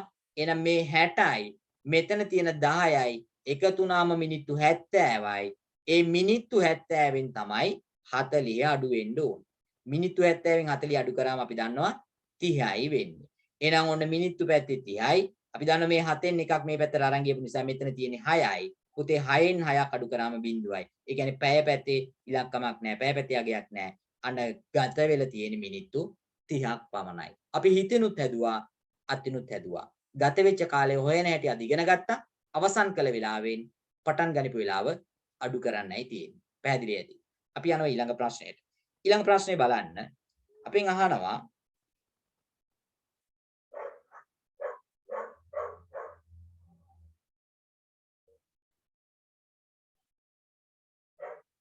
right. ඊළඟ ප්‍රශ්නය බලන්න. කෙසෙල් ගෙඩි දෙකක් රුපියල් 30කි. කෙසෙල් ගෙඩි දෙකක් රුපියල් 30කි. එන එක ගෙඩියක් කීයද කියලා ඩක් ගාලා අපිට දන්නව නේද? දෙකක් තියන එකක් 15 කියලා දන්න. ඒ වගේම කියනවා peer ගෙඩියක් කෙසෙල් ගෙඩියකට වඩා රුපියල් 5ක් වැඩිය. දැන් ඔන්න බලන්න මේ කියන කතාව අනුව මේ හැම භාණ්ඩයකම මිල අපිට හොයාගන්න පුළුවන් ඇති. හරි? හොඳට බලමු. අඹ ගෙඩියක් peer ගෙඩියක හා කෙසෙල් ගෙඩියක මිලෙහි එකතුවට සමානයි. එසේනම් peer ගෙඩියක මිල රුපියල් කීයද කියලා අහනවා. ඉතින් මේක මේ තියෙන වාක්‍ය තිබුණට අපිට මේක එක සැරේට කියවලා තේරුම් ගන්න බෑ. මට නම් තේරෙන්නේ නැහැ. මම දන්නේ මෙතන ඉන්න කට්ටියට තේරෙයිද කියලා. එහෙමනම් ඒගොල්ලෝ ඉන්න ඕන මෙතෙන්ට, මම ඉන්න ඕන ඔතෙන්ට. නේද? මට නම් තේරෙන්නේ නැහැ. හරි? ඒක නිසා පුතේ මම කරන්නේ නම් මම පහවසරේ දරුවෙක් නම් මම කරන්නේ මෙහෙමයි. කෙසෙල් ගෙඩි දෙකක් රුපියල් 30යි කියලා කියන නිසා මම ටක් ගාලා ලියා ගන්නවා කටුවැඩ කොලේ කෙසෙල් ඔම් පොඩියට ලියන K අකුර ලිව්වත් ඇති. හරි? කෙසෙල් එකක් කීයද? දෙකක් 30යි නම් කෙසෙල් එකක් වෙන්නේ රුපියල් 15යි. 32කට බෙදා ගන්නනේ තියෙන්නේ. නේද? 32කට බෙදුවම 15යි. කෙසෙල් එකක් 15යි කියලා ටක් ගාලා ලියාගත්තා. ඊළඟ කතාව බලන්න. ඊළඟ කතාවේ කියන්නේ peer ගෙඩියක් කෙසෙල් ගෙඩියට වඩා රුපියල් 5ක් වැඩිය. අන්න දැන් නිකම්ම හොයා ගන්න පුළුවන් එහෙනම් peer ගෙඩි එකක් කෙසෙල් ගෙඩියකට වඩා රුපියල් 5ක් වැඩිය. එහෙනම් 15යි 5 එකතු කරා අන්න රුපියල් 20යි කියලා අපිට අග්ගල හොයාගත්ත peer ගෙඩිය මිල. ඒ වගේම ඊළඟ කතාව කියනවා අඹ ගෙඩියක් peer ගෙඩියක හා කෙසෙල් ගෙඩියක මිලේ එකතුවට සමානයි. අන්න බලන්න එහෙනම් අඹ වල මිල හොයාගන්න පුළුවන්. අඹ ගෙඩිය එකක් peer ගෙඩියක හා කෙසෙල් ගෙඩියක මිලෙහි එකතුවට සමානයි. පුතේ මේ දෙකම එකතු කරුවම රුපියල් 35යි. අන්න ඒ දෙකේම එකතුවට සමානයි අඹ ගෙඩියේ මිල. දැන් ඔය ගෙඩි ඔක්කොගේම මිලවල් අපිට ලැබිලා තියෙන්නේ. එහෙනම් අහන ප්‍රශ්න වලට උත්තර හොයමු. peer ගෙඩියක මිල කීයද? අන්න රුපියල් 20යි. අඹ ගෙඩියක මිල කීයද? අන්න රුපියල් 35යි කියලා උත්තර දෙකම හොයාගත්ත ලකුණු 5ක් හම්බ වුණා. එක ප්‍රශ්නයකට ලකුණු 2මාරක් ප්‍රශ්න දෙකක් හරියනවා නම් ලකුණු 5ක් හම්බ වෙනවා. දැක්කද? ඉතින් මෙන්න මෙච්චර වචනෙන් තියෙන ගානක් ඔයාලට පේනවා මම උඩින් කටු වැඩේ කරලා අකුරකින් සහ ඉලක්කමකින් මේ ගාන කෙටි කරලා ලියාගෙන තියෙනවා. පේනවද? කටු වැඩේ කියන්නේ ඕක. ගාන Tamange කර ගැනීම. ගාන ඔයාට තේරෙන විදිහට ලියා ගැනීම. මේක පේපර් එක හදන කෙනාට ඕන විදිහට ගණන් දීලා තියෙන්නේ. හැබැයි ඉතින් ඔයානේ උත්තරේ හොයන්නේ. ඒක නිසා ඒ ගාන ඔයාගේ කරගන්න. ඔයාට තේරෙන විදිහට පොඩියට කටුවට සරලව ලියා ගන්න. උත්තර නිකම්ම පේනවා. හොඳයි. අපි යනවා ඊළඟ ගණනට. ඊළඟ ගණනේ තියෙන වර්ෂය හා සම්බන්ධ ගණනක්. හොඳට බලන්න. 2019 වර්ෂයේ හරි මැද දිනේ ඉදුනේ කවදාද? අපි දන්නවද මේක මේ පහුවෙච්ච අවුරුද්දන්නේ. නේද? එහෙමනේ. ඒ වුණාට මේව හොයන්න හරිම ලේසි. ආසෙහිතේ මුලින් ඉඳලා හොඳින් අහගෙන ඉන්න. බලන්න 2019 වර්ෂයේ හරි මැද දිනේ යෙදුනේ කවදාද කියලානේ යන්නේ. ඉතින් මං අහනවා කාගෙන් හරි අපේ එක්කෙනෙක්ගෙන් 2019 අවුරුද්දට දවස් කීයක් තිබුණද කියලා මතකයිද? සිත් මිසත් සරණි 2019 අවුරුද්දට දවස් කීයක් තියෙද ඔක්කොම? මැද දවසක් අහන්නේ. මං අහන්නේ මුළු අවුරුද්දේම දවස් කීයක් තිබුණද? එහෙම දන්නේ නැත්නම් දන්නේ නැහැ කියන ටග්ගල මයික් ඔන් කරලා කියන්න. 365. කොහොමද එහෙම කියන්නේ? මතකයිද? කොහොමද එහෙම කියන්නේ? අම්මා කිව්වේ ඉඳද? නෑ අවුරුදු 7කට පස්සේ තමයි 365ක් එන්නේ. ඈ අවුරුදු 7කට පස්සේ තමයි 365ක් එන්නේ. අවුරුදු 7කට පස්සේ නෑ. වැරදි කතාව. ඔයාට හරියට ඇහිලා නැහැ කියන එක. දහම් මට කියන්න මේ 2019 අවුරුද්දේ දවස් කීයක් තිබුණද? අපි දන්නේ අපි ඕම පාඩම් කරන් ඉන්නව නේද? එහෙමනේ 365යි තියෙන්නේ. ඇයි ඔයා එහෙම කියන්නේ 365ක් තියෙනවා කියලා?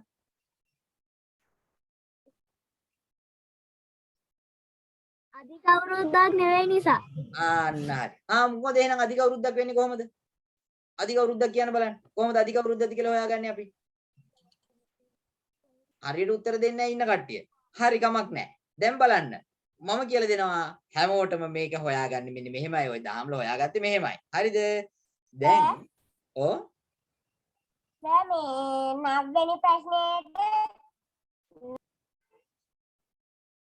මොකෝ 9 වෙනි ප්‍රශ්නේට මේ කීයද උත්තර කීයද 20යි. 9 වෙනි ප්‍රශ්නෙට උත්තරේ 20යි. පෙරගෙඩියක මිල ආවේ 20යි කියලා. හරි. රෙකෝඩින් බලන්න හොයපු විදිය තමයි වැදගත් වෙන්නේ උත්තර නෙවෙයි. රයිට් පුතා. දැන් මේක මෙහෙමනේ පුතේ. ඔය අපිට මේ වර්ෂ දිහා බැලුවම මේක අධික අවුරුද්දක්ද නැද්ද කියලා ටක් ගාලා හොයාගන්න පුළුවන් අනේ. හරි ලේසි. හරිද? අර අපේ කවුද මේ සිඩ්නි අවුරුදු 7කට සැරයක් නෙමෙයි අධික අවුරුද්දක් ලබන්නේ. අවුරුදු පුතේ 4කට සැරයක් තමයි අධික අවුරුද්දක් ලබන්නේ. අවුරුදු 4කට සැරයක්. හරිද? ඉතින් ඕක දැනගත්තත් සිත්මි අපිට හදාගන්න බෑ මේ අධික අවුරුද්දක්ද නැද්ද කියලා. දැන් මම හදිසි හරි අහනවා ඔයාගෙන් 1948 අපිට වැදගත්නේ. දැන් අපි මේ ඊයේ පෙරේද සැමරුවනේ නිදහස් දිනේ. ඒතකොට 1948 තමයි ඕක ලැබුණේ. එතකොට මම අහනවා 1948 අධික අවුරුද්දක්ද නැද්ද කියලා. ඉතින් 4න් 4 අඩු කරගෙන යන්න එපා. ඕක කරන්න පුළුවන් ඇඩද? ඕක කරන්න බෑ. ඒක නිසා ඒ 4කට සැරයක් කියලා දන්නවා. ඒ වුණාට අපි අධික අවුරුද්දක්ද කියලා හොයාගන්න පුළුවන් ක්‍රමයක් තියෙනවා පුතේ. 2019 අවුරුද්ද අධික අවුරුද්දක්ද නැද්ද? අපි දන්නවා අධික අවුරුද්දක් නම් අධික නම් දවස් තියෙන ඔක්කොම 366ක්. සාමාන්‍ය නම් තියෙන්නේ එක දවසක් අඩුවෙන්. සාමාන්‍ය නම් 365යි තියෙන්නේ. තේරුණාද? ඉතින් අපි මේකෙත් මේ 2019 අවුරුද්දේ හරි මැද දිනේ හොයාගන්න නම් අපිට අනිවාර්යයෙන්ම හොයාගන්න ඕනේ මේ අවුරුද්දේ දවස් කීයක් තිබුණද කියලා. එහෙම නෙවෙන්න ඕනේ. දවස් කීයක් තිබුණද කියලා. ඉතින් 2019 අවුරුද්ද අධිකයිද සාමාන්‍යයිද කියලා අපිට හොයාගන්න ඕනේ. දවස් 365ද 66ද තියෙන්නේ කියලා. පුතේ ඕනම අවුරුද්දක් ඒ අවුරුද්ද 4ෙන් බෙදුවම බලමු මොකද වෙන්නේ කියලා. 4ෙන් බෙදුවම ඉතුරු වෙනවා නම් යම් සංඛ්‍යාවක් ඒක තමයි සාමාන්‍ය අවුරුද්ද.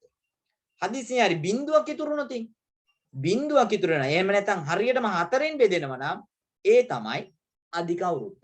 දවස් 366ක් තියෙනවා. හරිද? 4ෙන් බෙදලා බිඳුවක් ඉතුරු වුණොත් ඒක අධික අවුරුද්දක් කියන එක මතක තියාගන්න. අනිත් ඒවා වැඩක් නැහැ.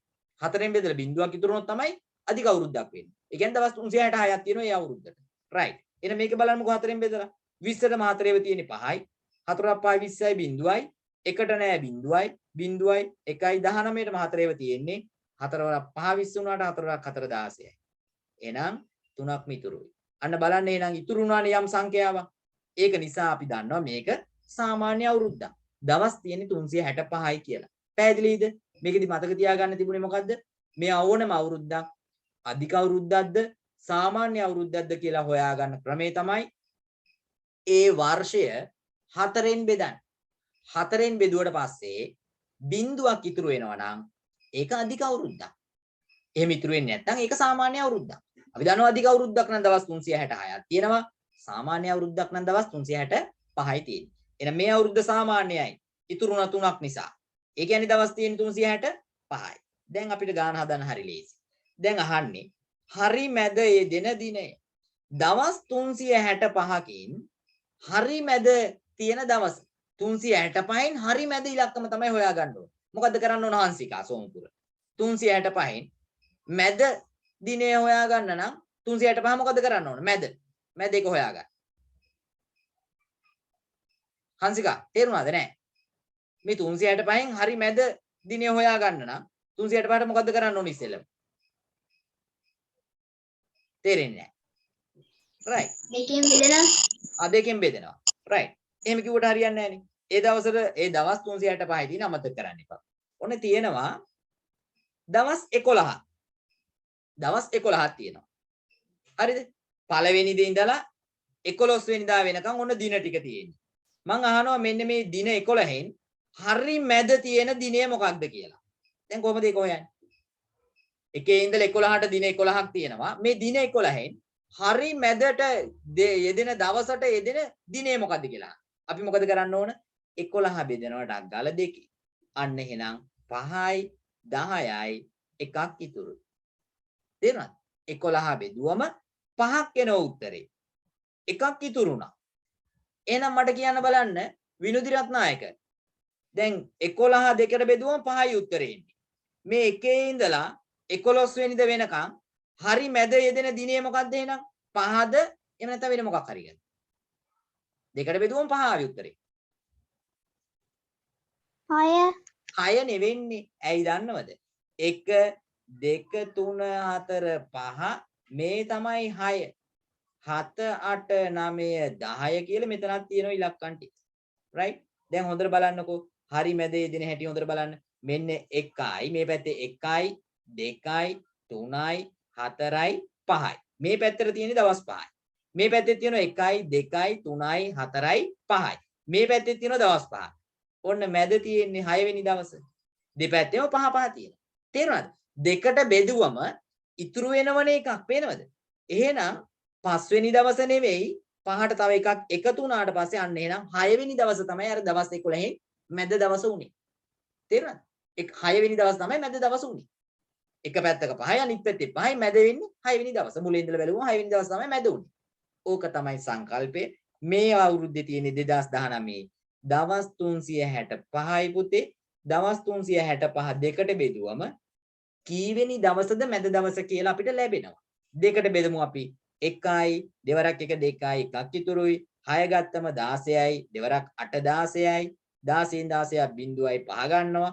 5ට දෙකේ ඒවා තියෙන්නේ 2යි. දෙවරක් 2 4යි එකක් ඉතුරු වෙනවා. එහෙනම් දවස් 182ක් තියෙනවා මැද දවසෙන් මේ පැත්තේ.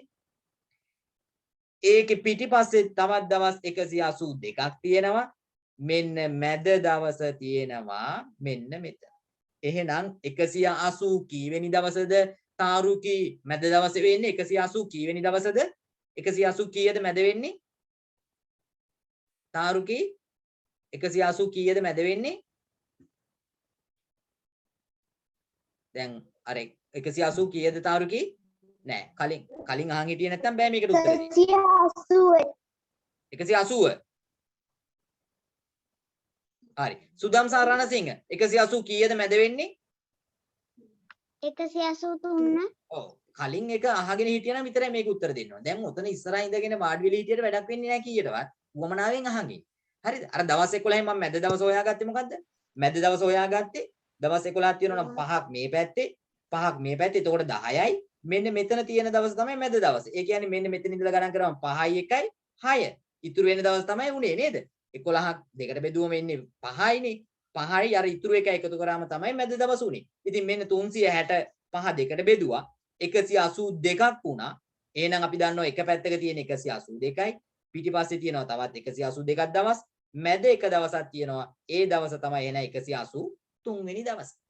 182ක් ඉස්සරහින් පිටිපස්සෙන් 182ක් මැද එකක් තියෙනවා. ඒ තමයි මුලින් ඉඳලා බැලුවම 183 වෙනි දවස වෙන්න ඕන මේ අවුරුද්දේ මැද දවස.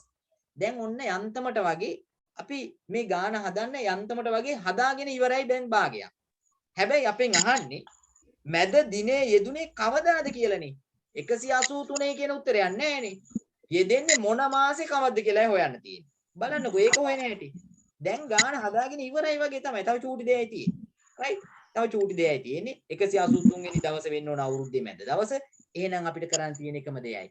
සාමාන්‍යයෙන් ඔයාලා දන්නවා අවුරුද්දට මාස 12ක් තියෙනවනේ. 12න් අපි දන්නවා මේක දෙකට බෙදුවම 12 දෙකට බෙදුවම 6යි. නේද? එහෙනම් 183 වෙනි දවසේ එන්නේ මොන මාසේ කවද්ද කියලා අපිට හොයාගන්න පුළුවන්. ජනවාරි වලට 31යි, පෙබරවාරි වලට කීයද කියලා මෙතන ලියාගෙන ජනවාරි, පෙබරවාරි, මාර්තු, අප්‍රේල්, මැයි ඔන්න මාස 5ක්ම ලියලා ජූනි නේද? ඔන්න මාස 6ක්ම ලිව්වා. දැන් අපි 6 වෙනි මාසෙන් ඇත්තටම මැද එනවද කියලා බලාගෙන යන්න. මේ සෑම මාසයකම දින ටික අපි එකතු කරලා බලනවා 183ක් වෙනකම්. 183ක් වෙනකම් මේ සෑම මාසෙකම දින ටික අපි එකතු කරනවා. තුන වසරේ දිනේ ඔයාලා ඉගෙන ගත්තේ සෑම මාසෙකම දින කීයද කියලා හොයාගන්න ක්‍රමේ නේද? දැන් ඒක මතක ඇති ඔයාලට අත මිටි මොලවලා ජනවාරි කියලා උස්තැනේ පටන් ගත්තා. අපි දන්න උස්තැනක් කියන්නේ 31යි. පහත තැනක් ආවොතින් 30යි නේද? එහෙම කියලා අපි දන්නවා. ජනවාරි, පෙබරවාරි, මාර්තු, අප්‍රේල් කියලා ගණන් කරගෙන ගිහින් සෑම මාසෙකම දවස් ටික හොයාගන්න පුළුවන්. ඉතින් මේ 2019 අවුරුද්ද ගැන අපි කලින් කතා කරා. ඇත්තටම ජනවාරි මාසෙට අපි දන්නවා හැම අවුරුද්දකම තියෙන්නේ දවස් 31යි. 2019 අවුරුද්දේ පෙබරවාරි මාසෙට දවස් කීයක් තියෙද කියලා මට උදව් කරන්නකෝ අපේ කීයද කියලා මට කියන්නකෝ බලන්න මේ 2019 අවුරුද්දේ පෙබරවාරි මාසෙට දවස් කීයද කියලා මට ටක් ගාලා කියන්නකෝ බලන්න අපේ යොනාල් මින්රුක පුතා 2019 පෙබරවාරි 28යි සර්. 28යි. එතකොට සමහර අවුරුදු වල නම් වෙනස් වෙනවනේ 29ක් වෙනවනේ. ඒ 29ක් වෙන්නේ අපි දන්නවා අධික අවුරුද්දකදී කියලා. හරි. අධික අවුරුද්දක්ද නැද්ද කියලා හොයාගන්න ක්‍රමය තමයි මේ ගාන හදන්න පටන් ගනිද්දිම කිව්වේ. නේද? අධික අවුරුද්දකදී නම් පෙබරවාරි මාසෙට දවස් 29ක් වෙනවා. ඉතින් මේක සාමාන්‍ය අවුරුද්දක් අපි දන්නවා එහෙනම් දවස් 28යි තියෙන්නේ. අපි දන්නවා අතේ මේක ගණන් කරම බලන්න ජනවාරි කිව්වම උස තැන පෙබරවාරි නම් මිටි තැනක් හරි අපි කොහොමද දන්නව 28යි ජනවාරි පෙබරවාරි මාර්තු කියන්නේ යන්නේ උස තැන ටක් ගාලා දාගත්ත 31යි කියලා. හරි. ජනවාරි පෙබරවාරි මාර්තු හරි. ඊළඟට එන්නේ අප්‍රේල් අන්න මිටි තැනක් ආව දාගත්ත 30යි කියලා. අප්‍රේල් වලට පස්සේ එන්නේ මැයි අපි දන්න උස තැනක් එන්නේ 31යි කියලා දැම්මා. අන්න මැයි වලින් පස්සේ යන්නේ ජූනි අන්න එනවා ආයිමත් 30යි කියලා. හරි. දැන් එහෙනම් අමෝද්දේ ලියන්න මම බලන් ඉන්නම්. පඬිත වැඩ කරන්න එපා හොඳද? ගැටළු විසඳීමේදී ඊ타මත්ම තෙහෙට්ටුයි විඩාවරයි ඔය වගේ වැඩ කරන්න එපා. හොඳටම බැනුම් අහන්න වෙනවා ඈ. දැන් මට හිතෙන විදිහට මගෙන් බැනුම් අහලා නෙමෙයි අපේ 4 වසරේ දරුවෝ. අපි 5 වසරේ හිටපු සෙට් එක නම් හොඳට හැදිලා හිටියේ අල්ලන්නේ නැහැ ස්ක්‍රීන් එක. උගන්නද්දි. මගේ පුතාලත් ඒ විදිහට මම හදවනවා. හරිද? බය වෙන්න එපා. ඉතින් මම ආදරෙන් කියනවා ස්ක්‍රීන් එකේ මොනවත් ලියන්නේ නැකො හොඳට අහගන්න වෙනවා. හරිද? ජීවිතේට ආයේ පන්තියට එන්නෙත් නැති වෙයි ඈ. හරි. දැන් ඕන අපි වැඩේ කරමු. එතකොට ඔන්න පුතේ එහෙනම් මැයි 31යි. අපි දන්නවා ජූනි වලට එන්නේ 30යි. එමනේ උනේ. ආයි බලන්න හදලා. ජනවාරි උස තැනක් 31යි. පෙබරවාරි මිටි තැනක් අපි දන්නවා 28යි. ආයිමත් මාර්තු 31යි. අප්‍රේල් 30යි. මැයි 31යි. ජූනි 30යි. ඊළඟට එන්නේ ජූලි. ඒකට 31යි. ඕනනම් මතක තියාගන්න. නැත්නම් අපි කරන්නේ පස්සෙන් අපි ලියාගමු. ඔන්න ජූලි 31ක් තියෙනවා. රයිට්. ඕකත් පැත්තකින් ලියාගන්න. මොකද අපි දන්නේ නැහැනේ. 6 වෙනි මාසෙන් 183ක් හරියට මේද නැද්ද කියලා දන්නේ නැහැ. දැන් මොකද කරන්නේ? අපි කරපු වැඩේ අවුරුද්දේ හරි මැද එන්න එපායි. දැන් ආස 12ක් තියෙන නිසා එක්ක මේ 6 වෙනි මාසෙන් හරි 7 වෙනි මාසෙන් හරි තමයි හරි මැද එන්න ඕන. අපි තාම ඕක හරියට දන්නේ නැති නිසා අනිත් එක තමයි උත්තර තියෙන්නේ මේ ජූනි තියෙනවා, ජූලි තියෙනවා. ওই මාස දෙකෙන් එකක තමයි එන්න ඕන.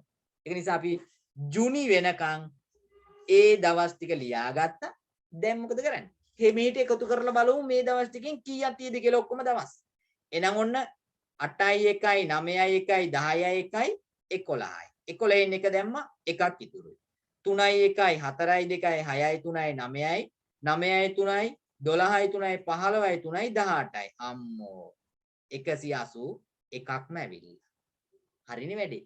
181ක් ඇවිල්ලා ජූනි 30 වෙනකොට. ජූනි මාසෙ ඉවරයි. හැබැයි දවස් තියෙන 181යි. අපිට ඕන 183 වෙනි දවස. එන 181ට 183ක් වෙන්න තවත් දවස් දෙකක් ඕන. මගේ පුතේ දැන් කියන්න බලන්න එනවා. ඒ දවස් දෙක ගන්න වෙන්නේ අනිත් මාසෙන්. ඒ මොකද්ද මාසෙ? ජූලි මාසය. ජූලි මාසෙන් දවස් දෙකක් දැම්මයි කියන්නේ හරිමද දවස වෙන්නේ. එහෙනම් මොකද්ද දවස් දෙක? ජූලි දෙවනි දවස. කීයද බලන්න උත්තරය ජූලි 2යි කියලා? අන්න තියෙනවා තුන්වෙනි උත්තරේ. ජූලි 2යි කියලා. පැහැදිලිද? අමාරු දෙයක් නෙවෙයි. පළවෙනි වතාවට හින්දා තමයි ඔයාලට මේක අමාරු කියලා හිතෙන්නේ. හැබැයි ඔයාලා මේක ආයේ හදනකොට දැන් ක්‍රමේ දන්නවා. නේද? අධික අවුරුද්දක්ද සාමාන්‍ය අවුරුද්දක්ද කියලා හොයාගන්න ක්‍රම දන්නවා. ඒ වගේමයි මේ වගේ මැද දවසක් ඇහුවොතින් කොහොමද හොයාගන්නේ කියලා දන්නවා. මාස ටිකේ දවස් ටික එකතු කරගන්න. ඒ වගේම අධික අවුරුද්දකදී දවස් 29ක් පෙබරවාරි මාසේ 30 කියලා දැන් දැනගත්තා. ඉතින් ඔය ඔක්කොම හිතේ තියාගෙන මේ වගේ ගානක් හැදුවම ආවම උත්තරේ අපිට හොයන්න පුළුවන් වෙනවා. රයිට්? හොඳයි. අපි යනවා ඊළඟට.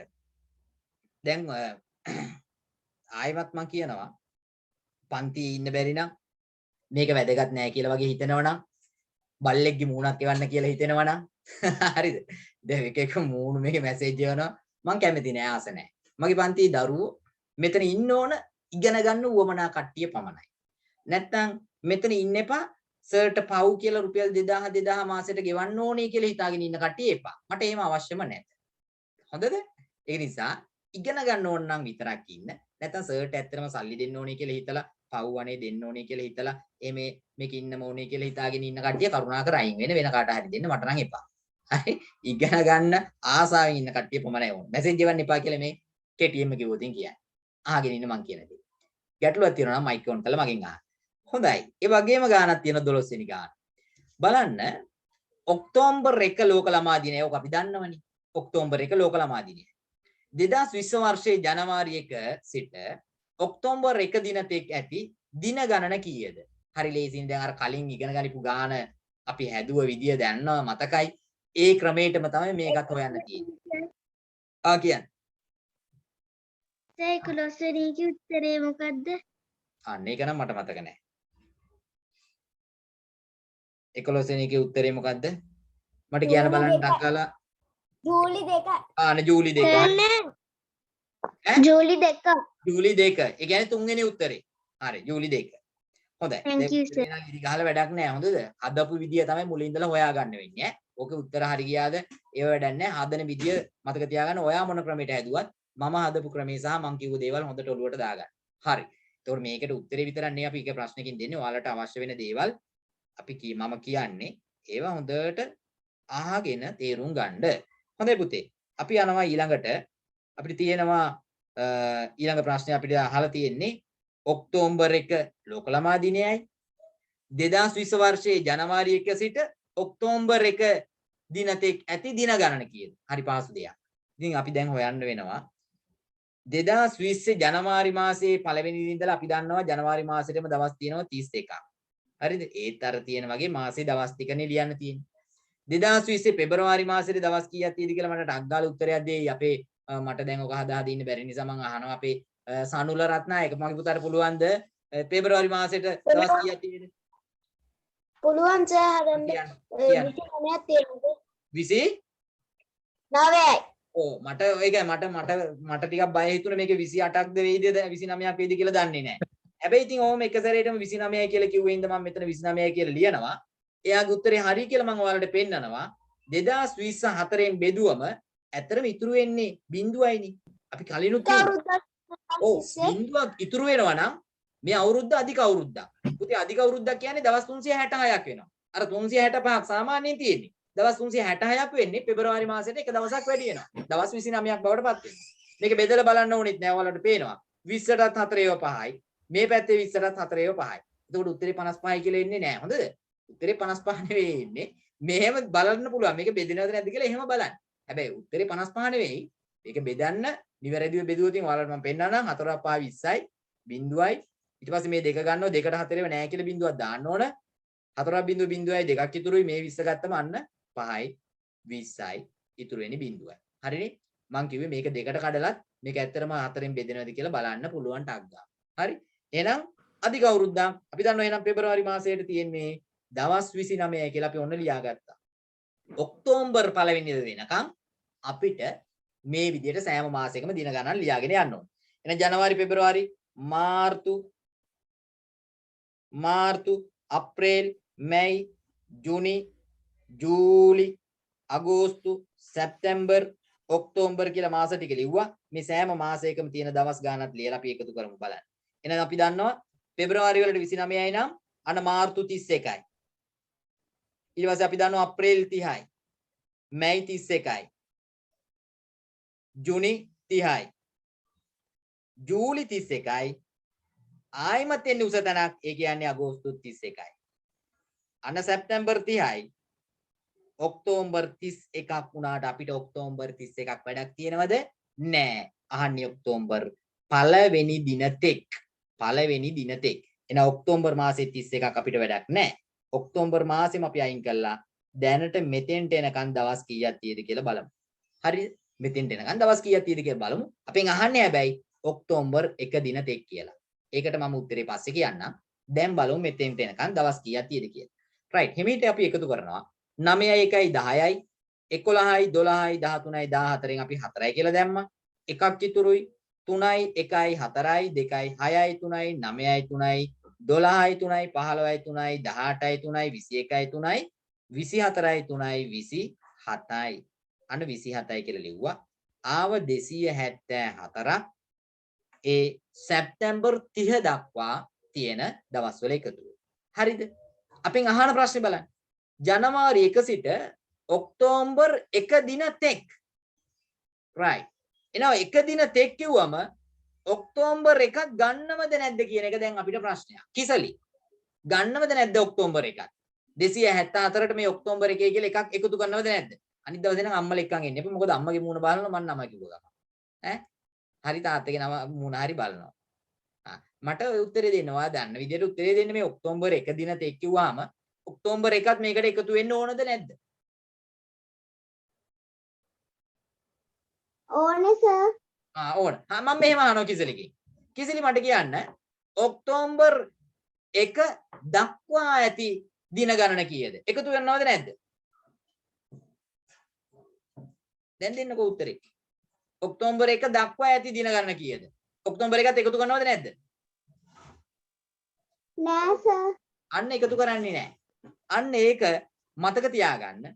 තෙක් කියලා අවසන් කරනවා නම් තෙක් කියලා අවසන් කරොත් එහෙම තෙක් කියන පැත්තේ තියෙන ඉලක්කමත් එකතු කළ යුතුයි.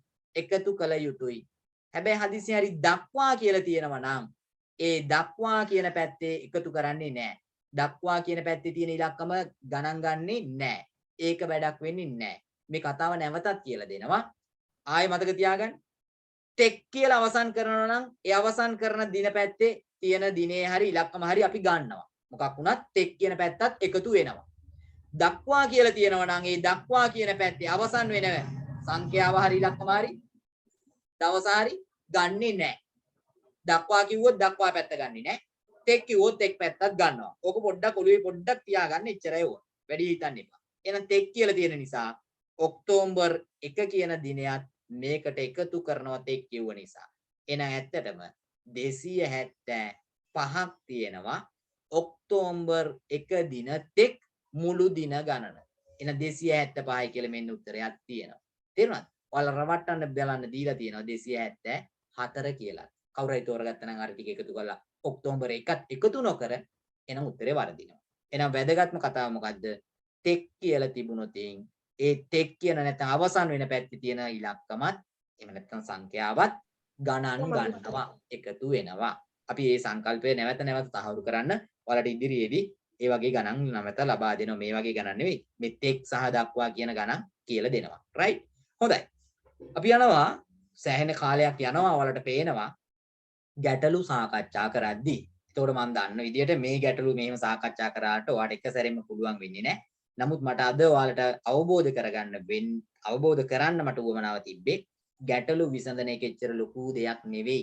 කරන්න තියෙන්නේ මේ ගැටලුව කියව අපි අපේ ගානක් බවට පත් කරගන්නවා නේද? කටු වැඩක් කරනවා ලස්සනට. ඒ කතාව අපි අඳිනවා. ඒක තමයි ගැටලුව විසඳන්න තියෙන ලේසිම ක්‍රමය. වෙන කෙටි ක්‍රම එහෙම අවශ්‍ය වෙන්නේ නැහැ. කිසිම දරුවෙක් මගේ පන්තියේ ළමයි ගිහිලා කඩෙන් ගන්න එපා ගණිත ගැටලු සාධන කෙටි ක්‍රම කියන පොත. එහෙම ගත්තොත් ඒ ඔයාගේ විභාගයේ ෆේල් වීමේ පළමු පියවර වෙනවා. හරිද? ගැටලු විසඳීමේ කෙටි ක්‍රම කියලා පොත් හොයනවා නම් පන්ති හොයනවා නම් ගුරුවරයෙක් උගන්වද්දි මෙන්න කෙටි ක්‍රම ටික කියලා උගන්වුවොත් එයාගේ පන්තිය ඔයා ඉන්නවා නම් ඒ වාගේ විභාගයේ අසමත් වීමේ පළමු පියවර වෙනවා. හරිද? මේක විභාගය ඉවරුනාම ඔයාලගේ අම්මලා තාත්තලා මගෙත් එක්ක කතා කරලා කියයි සර් කිව්ව දේ හරි. දැන් ඊයේ පන්තියේදී මගේ අම්ම කෙනෙක් එයා මැඩම් කෙනෙක්. එයාගේ ලොකු බබා මේ අවුරුද්දේ තමයි එළිව්වේ. එතකොට ඒ අම්මත් ඔයාලගේ අම්මලා තාත්තලා වගේ ඔයගේ පන්තියේ හිටපු අම්ම කෙනෙක් හොඳටම දන්නවා. රයිට්? ඉංග්‍රීසි මැඩම් කෙනෙක්. ඇවිල්ලා මාත් එක්ක කිව්වේ සර්ගේ ක්‍රමේ 100%ක්ම හරි. අපේ ළමයි අඬන්නේ නැතුව ආවා. එයාට කාලය හැබැයි මදි වුණා. මොකද එයා හිමීටමයි වැඩ කරේ. එයාට කාලය මදි වෙලා තිබ්බ සර් අන්තිම ප්‍රශ්න දෙකට. හැබැයි මේ ප්‍රශ්න දෙකේ අන්තිම 40 වෙනි ප්‍රශ්නේ ලේසි නිසා එයාට අග්ගාලා කටු වැඩේ නොකර සර් කියපු විදිහට කටු වැඩේ නොකර උත්තරේ තෝරගෙන තිබ්බ ලේසි නිසා ඒක හරි. නමුත් හදන්නේ නැතුව 39 වෙනි එකට උත්තරේ හොයලා තිබ්බා. ඒක වැරදි. එයාගේ ප්‍රශ්න 3ක් වැරදි ඔක්කොම. ඉතින් ඔයාලා හොයලා බලන්න මේ අවුරුද්දේ කොහොමද පළවෙනි ප්‍රශ්න පත්‍රයේට වැරදි සංඛ්‍යාව කියලා. හරිද? පේපර් මාකින් අපි කතා කරාට පස්සේ එක එක සෙන්ටර්ස් වල සාමාන්‍යයෙන් ප්‍රශ්න 40න් ප්‍රශ්න 20ක් හරි ගිහිල්ලා තියෙන්නේ බොහොම කලාතුරකින්. හොයලා බලන්න. පළවෙනි පේපරේ. හැබැයි අපේ කට්ටිය ප්‍රශ්න 35ට වඩා එහා පැත්ත හරි ගිහිල්ලා තියෙනවා. ගොඩක්ම ලකුණු තියෙනවා පළවෙනි පේපරේකට අපේ දරුවන්ට දැනට. අපි කියන්නේ එයාලා උත්තර ලියලා අපිට ඒවල නැත්නම් අම්මලා තාත්තලා බලලා අපිට විස්තර කිව්වම අපිට තේරෙනවා දක්ෂ ළමයි ටික හොඳටම ලකුණු අරගෙන තිබ්බා. අපිත් එක මේ කියන විදිහට වැඩ ටික කරගෙන දක්ෂ වෙච්ච කට්ටිය මුලින් ඉඳලා. හරි. ඒකට මෙතන ඉන්න කට්ටියට පුළුවන් මේ ඉන්න හැම කෙනෙකුටම දක්ෂම ළමයි බවට පත් වෙන්න මේ කියන විදිහට වැඩ ටික කරන්න මුලින් ඉඳලා. එමුණොත් ඔයාගේ ප්‍රශ්න පත්‍රයේ ලකුණු 100 ගන්න එක කාටවත් නවත්තන්න බෑ. මේක බලන්නකෝ කතාව. පඩි පෙළක් නේ කියන්නේ. පඩි 10ක් ඇති පඩි පෙළක A පළමු පඩියේ B 10 වෙනි පඩියේත් සිටිනවා. දැන් ඕගොල්ලොත් මම දැකලා තියෙනවා ඉස්කෝලේ එහෙම පඩි පෙළේ එක එක සෙල්ලම් දානවා. රයිට් මේ එහෙම සෙල්ලමක් කියන්නේ. A එක් පඩියක් ඉහළට නගින විට B පඩි දෙකක් පහළට බසී. මේ සෙල්ලමක් නේ කරන්නේ. ඔවුන් දෙදෙනා හමුවන්නේ කීවෙනි පඩියද? ඉතින් මේක මොකද්ද? මේ කියන කතාව අඳිමුකෝ අපි. මේක ඇඳනම් ටක් ගාලා පේනවා දෙන්න හමු වෙන්නේ කොහෙද කියලා. මෙන්න පඩි පෙළ. පඩි 10ක් තියෙනවා ඔන්න එක පඩියක්. රයිට්? මෙන්න 2යි 3යි 4යි 5යි 6යි 7යි 8යි 9යි 10යි. හැබැයි හරියට පඩි 10 අඳ ගන්නත් ඕන. හොඳද? නැත්නම් පඩි 10 හරියට අඳගත්තේ නැත්නම් ගාන සම්පූර්ණ වැරදි. දැන් ඉතින් ඇත්තටම බලන්න ඕන පඩි 10ක් තියෙද කියලා. අපි බලමු මේක 1 නම් මේක 2 මේක 3 මේක 4 මේක 5 මේක 6 මේක 7 මේක 8 මේක 9 මේක 10යි. හරිනේ පඩි 10යි. පඩියක් කියන්නේ මේක. හරිනේ? ඔන්න 10යි. දැන් මොකද්ද බලන්න ගාණි කියන්නේ? ගාණි කියන්නේ පඩි 10ක් ඇති පඩි පේලියක. ඒ පළමු පඩියේ ඔන්න ඒ දාන මෙතෙන්ට. ඔන්න ඒ ඉන්න මෙතන. ඒ ඔන්න පළවෙනි පඩියේ. රයිට්? පළවෙනි පඩියේ ඔන්න ඒ ඉන්නවා. ඊට පස්සේ මොකද කියන්නේ? B 10 වෙනි පඩියේ. ඔන්න B ඉන්නවා 10 වෙනි පඩියේ. හරි B ගිහිල්ලා තියුවා 10 වෙනි පඩියේ. ඒ එක් පඩියක් ඉහළට නගින විට ඒ නැග්ගටක් ගාලා එකක් මෙතෙන්ට ආවා ඒ. B මොකද කරන්නේ? B පඩි දෙකක් පහළට බසී. E එකක් නගිනකොට B දෙකක් බයිනවා. ඔන්න එකක් බැස්සා, ඔන්න දෙකක් බැස්සා. ඔන්න B ඉන්නේ මෙතන දැන්. රයිට්? ඊට පස්සේ ඒ තව එකක් නගිනවා. තුන්වෙනි එකට නගිනවා. තුන්වෙනි නගිනකොට මෙයා ටක් ගාලා දෙකක් බයිනවා. එකක් බැස්ස දෙකක් බැස්සා. රයිට්. ඊට පස්සේ ආයෙත් මොකද වෙන්නේ? ඒ තව එකක් නගිනවා. අන්න B දෙකක් බයිනවා. එකක් බැස්සා, දෙකක් බැස්සා. දැන් අහන කතාව මොකද්ද බලන්න. ඔන්න දෙන්නම මෙතන දැන් ඉන්නේ. අහන්නේ මොකද්ද? ඔවුන් දෙදෙනා හමුවන්නේ කීවෙනි පඩියේදීද? පුතේ හමුුනේ කීවෙනි පඩියේදීද? 4 වෙනි පඩියේදී. බලන්න ඉතින් 4 කියලා පළවෙනි උත්තරේම දීලා තියෙනවා. අමාරුද ගන්න? නෑ. කවුරු හරි මේක කියවලා මොකක් හරි ලේසි ක්‍රමයක් හරි ගුණ කරලා හරි අඩු කරලා හරි මොන හරි දෙයක් හදන්න හැදුවා නම් ඉතින් තාම හදන වැඩි. හරිද? තියෙන්නේ ඔච්චරයි ක්‍රමේ. ගාන තමන්ගේ කරගන්න. මේ ලස්සන කතා තියෙන්නේ ගැටළු වල. ඒ කතාව රස විඳින්න ඔයාලා මේ විදිහට ඇඳ ඔච්චරයි තියෙන්නේ. හරිද? මම නම් මගේ ජීවිතේ ආසම මෙන්න මේවට. මොකටද? ගැටලු කියලා දීම සහ ගැටලු විසඳීම. ඔයාලත් ඒ தත්ත්වයටමපත් කරනවා මේ පන්තියේ ශිෂ්‍යත්ව විභාගයේ පේපර් එකට ලියන්න ඔන්න මෙන්න තියෙන්නේ. තේරුණාද? ඔයාගේ ආසම විෂය බවට පත් කරනවා ගැටලු විසඳීම. අපි යනවා ලස්සන ගැටලුවක් තියෙන ඊළඟට. 14 වෙනි ගාන. තාරක සහ දීර්ඝ වෘත්තාකාර ධාවන පතයක තරඟ දිවීමක් ආරම්භ කළහ. රයිට් මේ බලන්න ඇත්තටම කතානේ නේද? ලස්සන කතා තියෙන්නේ. ඔන්න තරඟෙට දුවනවා තාරකයි දීර්ඝයි. දීර්ඝ වට භාගයක් දුර යන විට තාරක වටයක් සම්පූර්ණ කර ඉදිරියට ඇවිල්ලා දීර්ඝ පහු කරනවා. බලන්න මාර වැඩක්. දැන් බලන්න මේ ටික කියවනකොට ඔයාලට තේරෙන්න ඕන කවුද වැඩි වේගෙන් දුවන්නේ කියලා. ඕක තේරෙන්නේ නැත්නම් ගැටලුව හදන්න බෑ. හරිද? ඕක කියවලා තේරුම් ගන්න පුළුවන්කමක් තියෙන්න ඕන කවුද වැඩි වේගෙන් දුවන්නේ කියලා. ආයෙ මම කියවනවා. කාගෙන් අහිද්ද දන්නේ කවුද දුවන්නේ කියලා. හොඳට අහගන්න හැමෝම. තාරක සහ දීර්ඝ වෘත්තාකාර ධාවන පතයක තරඟ දිවීම ආරම්භ කළහ. දීර්ඝ වට භාගයක් දුර යන විට තාරක වටයක් සම්පූර්ණ කර ඉදිරියට පැමිණෙමින් දීර්ඝ පසු කළේ. දීර්ඝ තමයි පහු කරන්නේ. තාරකයි දීර්ඝයි දුවන්නේ. අර දීර්ඝය භාගයක් යනකොට තාරක වටේම ඇවිල්ලා ආයි ඉස්සරහට ඇවිල්ලා මෙයා පහු කරනවා. කවුද වේගෙන් දුවන්නේ කියලා මට කියන්න බලන්න ඉරුෂි. කවුද වැඩි වේගයකින් දුවන්නේ?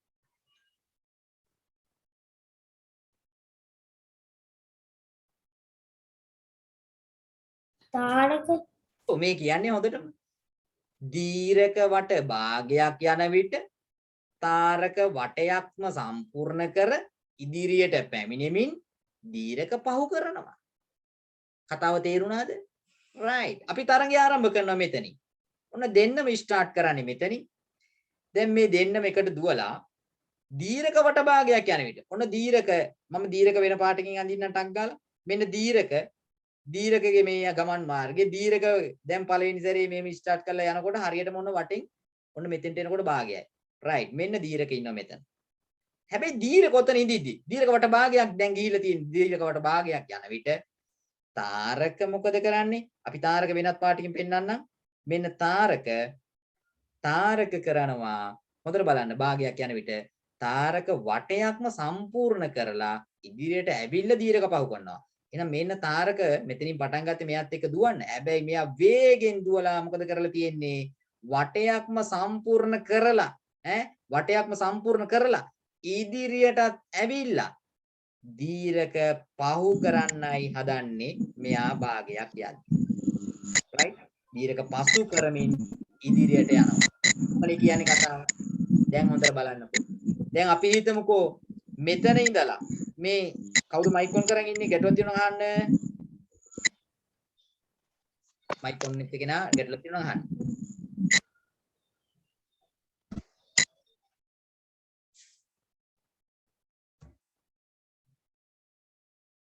හරි. දැන් හොඳට බලන්න. දැන් අපි මේ දීර්ඝ කළු පාටින් ඇඳා. එතකොට කහ පාටින් ඇඳලා තියෙන්නේ කවුද? තාරක. right? තාරක තමයි කහ පාටින් ඇඳේ. දීර්ඝ මෙතන ඉඳලා මෙතෙන්ට එන්න යන්නේ ඒ කියන්නේ වට භාගයක් කියන්නේ අපි හිතමුකෝ මීටර 50ක් කියලා. දීර්ඝ දුර තියෙන්නේ මීටර 50යි. හැබැයි දීර්ඝ මීටර 50ක් දිව්වට තාරක ඇත්තටම කොච්චර දුරක්ද දිව්වේ කියලා අපිට හොයාගන්න පුළුවන් නේ. තාරක කරපු වැඩේ තාරක දැන් මේ වටයක් කියන්නේ එතකොට භාගයක් කියන්නේ 50යි නම් අපි දන්නවා වටයක් කියන්නේ 100යි. තාරක රවුමක්ම ගිහිල්ලා ඒ කියන්නේ 100කුත් ගිහිල්ලා. හරි මෙතෙන්ට එන ගංගාවනේ වටයක්ම ගිහිල්ලා තාරක 100කුත් ගිහිල්ලා ආයේ මොකද කරන්නේ වටයක් ගිහිල්ලා තවත් මේ 50ක් ඇවිල්ලා තියෙන්නේ. පේනද? වටයක් ගිහිල්ලා තවත් භාගයක් ගිහිල්ලා. එහෙනම් තාරක 150ක් ගිහිල්ලා. මීටර 150ක් ගිහිල්ලා. දැන් ওই 50යි කියලා ගත්තේ මට හිතුණු ගාණක්. ඔයාලට ඕන ගාණක් ගන්න පුළුවන්. තේරෙනවද? ඒ කියන්නේ දීර්ඝකගේ වේගය වගේ 50 වගේ කී ගුණයක්ද මෙතන තියෙන්නේ? 50යි 50යි 100යි 100යි 50යි 150යි. 50 ඒව තුනක් මෙතන තියෙන්නේ. එහෙනම් දීර්ඝක වගේ තුන් ගුණයක් වේගයෙන් දුවනවා තාරක. උත්තරවල තියෙන්නේ එහෙම කතාවක්ද කොයිද? හොඳට බලන්න. උත්තරවල තියෙන්නේ තාරකගේ වේගය දීර්ඝකගේ වේගය මෙන් තුන් ගුණයකි. හරිද කතාව? ඔව්නේ. තාරකගේ වේගය දීර්ඝකගේ වේගය මෙන් තුන් ගුණයකි. 50 වගේ තුන් ගුණයක් 150. හරිනේ කතාව. එහෙනම් නිවැරදි එක තමයි අහන්නේ නේද? ඒ අනුව අපි දන්න උත්තරේ එහෙනම් තාරකගේ වේගය දීර්ඝකගේ වේගය මෙන් තුන් ගුණයයි කියන කතාව තමයි හරිම කතාව. ඊළඟ එකත් හරිද බලන්න. තාරකගේ වේගය දීර්ඝකගේ මෙන් දෙගුණයකි. පුතේ දෙගුණයක් වෙන්න බෑනේ. මෙයා 50ක් දුවනකොට මෙයා 150ක් දුවනවා. දෙගුණයක් වෙන්න නම් මෙයා 100යි දුවන්නේ. නේද? වටයක් සම්පූර්ණ කර ආයෙ ඇවිල්ලා ඉදිරියට ඇවිල්ලා මෙයා පහු කරන්නේ. ඒ කියන්නේ එහෙනම් තුන් ගුණයයි. ඊළඟට දීලා තියෙනවා දීර්ඝකගේ වේගය තාරකමෙන් තුන් ගුණයයි. දීර්ඝක තමයි හිමීට දුවන්නේ. හොඳටම වැරදි තුන්වෙනි උත්තරේ. දෙවෙනි එක භාගයක් විතර වැරදි නේද? හරිම හරි එක පළවෙනි එක තුන්වෙනි එක ගන්නම් බෑ. දීර්ඝක වැඩියෙන් වේගෙන් දුවනයි කියලා කියන්නේ. right. අන්තිම ගානක් දවසේ සාකච්ඡා කරන උවමනාවෙන් අහගන්න මේක. හරි. දැන් මොකද එක දවසට ගොඩාක් ගණන් කරොත් එහෙම ගැටලු වලට ආස නෙමෙයි. ජීවිතේ එපාම කරපු පාඩම් වෙනවා ගැටලු. ඒක නිසා අපි 15 වෙනි ප්‍රශ්නයෙන් අද නවත්තනවා. හොඳට බලන්න ලස්සන ප්‍රශ්නයක්. වාර විභාගයකදී ආශා ගීතාට වඩා වැඩියෙන් ලකුණු ලබාගෙන ඇත. ගීතා සීතාට වඩා අඩුවෙන් ලකුණු ලබාගෙන ඇත. සීතා ආශාට වඩා වැඩියෙන් ලකුණු ලබාගෙන ඇත. වැඩිම සහ අඩුම ලකුණු ලබාගත් ළමුන් දෙදෙනා පිළිවෙලින් වන්නේ. දැන් ඉතින් ගීතා සීතා ආශා ඔක්කොම නමුත් එක වගේ හොඳටම පටලැවෙනවා. නේ? හිතා ගන්න බෑ. අපි බලමු දැන් මේ ගාන ලස්සනට ලියා ගන්න විදිය. මෙතන ඉන්න ළමයි ටිකගේ නම් අපි ලියා ගන්නවා. ආශා ගීතා සීතා. right? එහෙම නැත්නම් අපි පළවෙනි එක කියවලා මේ කතාව දානවා අපි ලකුණක් දානවා මේගොල්ලොන්ට. ආශා ගීතාට වඩා වැඩියෙන්. ආශා ගීතාට වඩා වැඩියෙන් නම් අපි ගීතාට 50ක් දාලා ආශාට 70ක් දානවා. හරිද බලන්න දැන් කතාව. ආශා ගීතාට වඩා වැඩියෙන් ලකුණු ලබයි නැති. හරි නේද? ගීතට වැඩි ආශා. අන්න බලන්නකෝ. කවුද 50ක් දාන්නේ කිව්වේ? නෑ මට කවුරුත් කිව්වේ නෑ. ඔයාටත් ඕන ගානක් දාගන්න. හැබැයි ගානක් දානකොට ගීතට වැඩි ආශාට වැඩියෙන් ලකුණු දාන්න ඕනේ කියලා තේරුම් ගන්න ඕන මේ කතාවේ. ඔයා ලකුණක් දානවා කැමැති ලකුණක්. හැබැයි ගීතට වැඩි ආශා වැඩි ලකුණක් වෙන්න ඕනේ. පැහැදිලි ඇති. අපි යනවා ඊළඟ කතාවට. ගීතා සීතාට වඩා අඩුවෙන් ලකුණු ලබාගෙන ඇත. අන්න වැඩි. ගීතා සීතාට වඩා අඩුවෙන්. එහෙනම් ගීතට වඩා වැඩි ලකුණක් වෙන්න ඕන සීතා. ඉතින් එක්කෝ 70ක් වෙන්න බෑ. මෙයා 70 නිසා අපි පොඩ්ඩක් 70ට වඩා අඩු හෝ වැඩි ඕන ගානක් දාගන්න. ඒ කියන්නේ අපි දාමු බලන්න 80ක්. එහෙම නැත්නම් 55ක් දාමුකෝ. ගීතට වඩා වැඩි ලකුණක් අරන් තියෙන. ඕන 50ට වඩා වැඩි ලකුණක් දාගත්ත සීතා. හරිනේ. දැන් ඔන්න දෙවෙනි එකත් හරි. ගීතා සීතාට වඩා අඩුවෙන්. ඔව් 50යි දාලා 55ක් දාන්න ඕන. right? සීතා බලන්න මේ කතාව හරිද කියලා. ගීතා සීතාට වඩා අඩුවෙන්. හරිනේ සීතාට වඩා අඩුයි ගීතා. ඒ කතාව හරි. ඊළඟ එක බලන්න. සීතා ආශාට වඩා වැඩියෙන් ලකුණු ලබාගෙන නැද්ද? අන්න වැඩි. සීතා ආශාට වඩා වැඩියෙනුයි අරන් තියෙන්නේ. ඒ කියන්නේ එහෙනම් 70ට වඩා වැඩි ලකුණක් තියෙන්න ඕන. එහෙනම් අපි දාගන්නවා 80ක් 85ක් හරි කොහොම හරි කමන්නේ. ආශාට වඩා වැඩි ඉලක්කමක් දාන්නයි තියෙන්නේ. අන්න අපි දැම්ම එහෙම. දැන් එහෙනම් බලමු.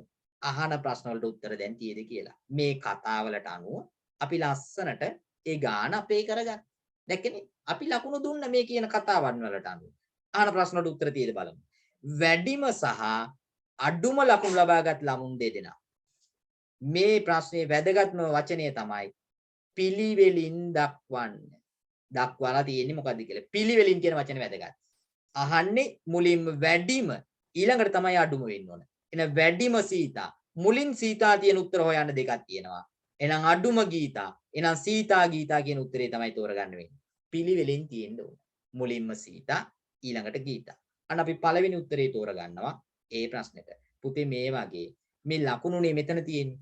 සමහර ප්‍රශ්න වල තියෙනවා මෙයා මෙයාට වැඩිය උසයි, මෙයා මෙයාට වැඩිය මහතයි, මෙයා මෙයාට වැඩිය කෙට්ටුයි. ඔය කෙට්ටුද උසද සුදුද කළුද මොනව ආවත් ඔයා මතක තියාගන්න ආදේශ කරන්න ඕන සංඛ්‍යාවක්. තේරුණාද? වේගය මොන දේ ආවත් ඒගොල්ලොන්ගේ වඩා වැඩි අඩු කියලා આવුතින් පුතාලා දාගන්න ඕන ඉලක්කමක්. මේ විදිහට කියන කතාව ඉලක්කමකට ආදේශ කරාම උත්තර පේනවා ටක් ටක් ගා. රයිට්. මම හිතනවා ඔයාලට මහන්සි දැන්. මට ඊට වැඩිය මහන්සි.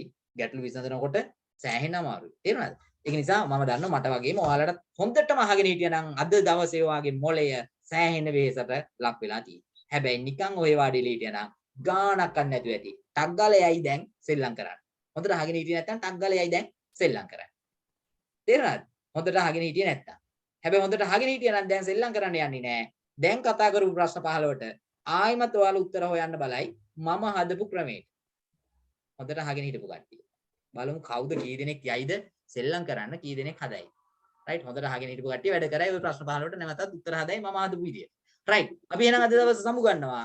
නැවතත් තියෙන දවස ඔයාලට දෙන්නම් WhatsApp message එකක් සම්බන්ධ වෙන හැමෝම online ඉන්න කට්ටියයි ෆිසිකල් වෙන කට්ටියයි හැමෝම පන්තියට සම්බන්ධ වෙන්න. රයිට් සියලු දෙනාටම තෙරුවන් සරණයි. Teruan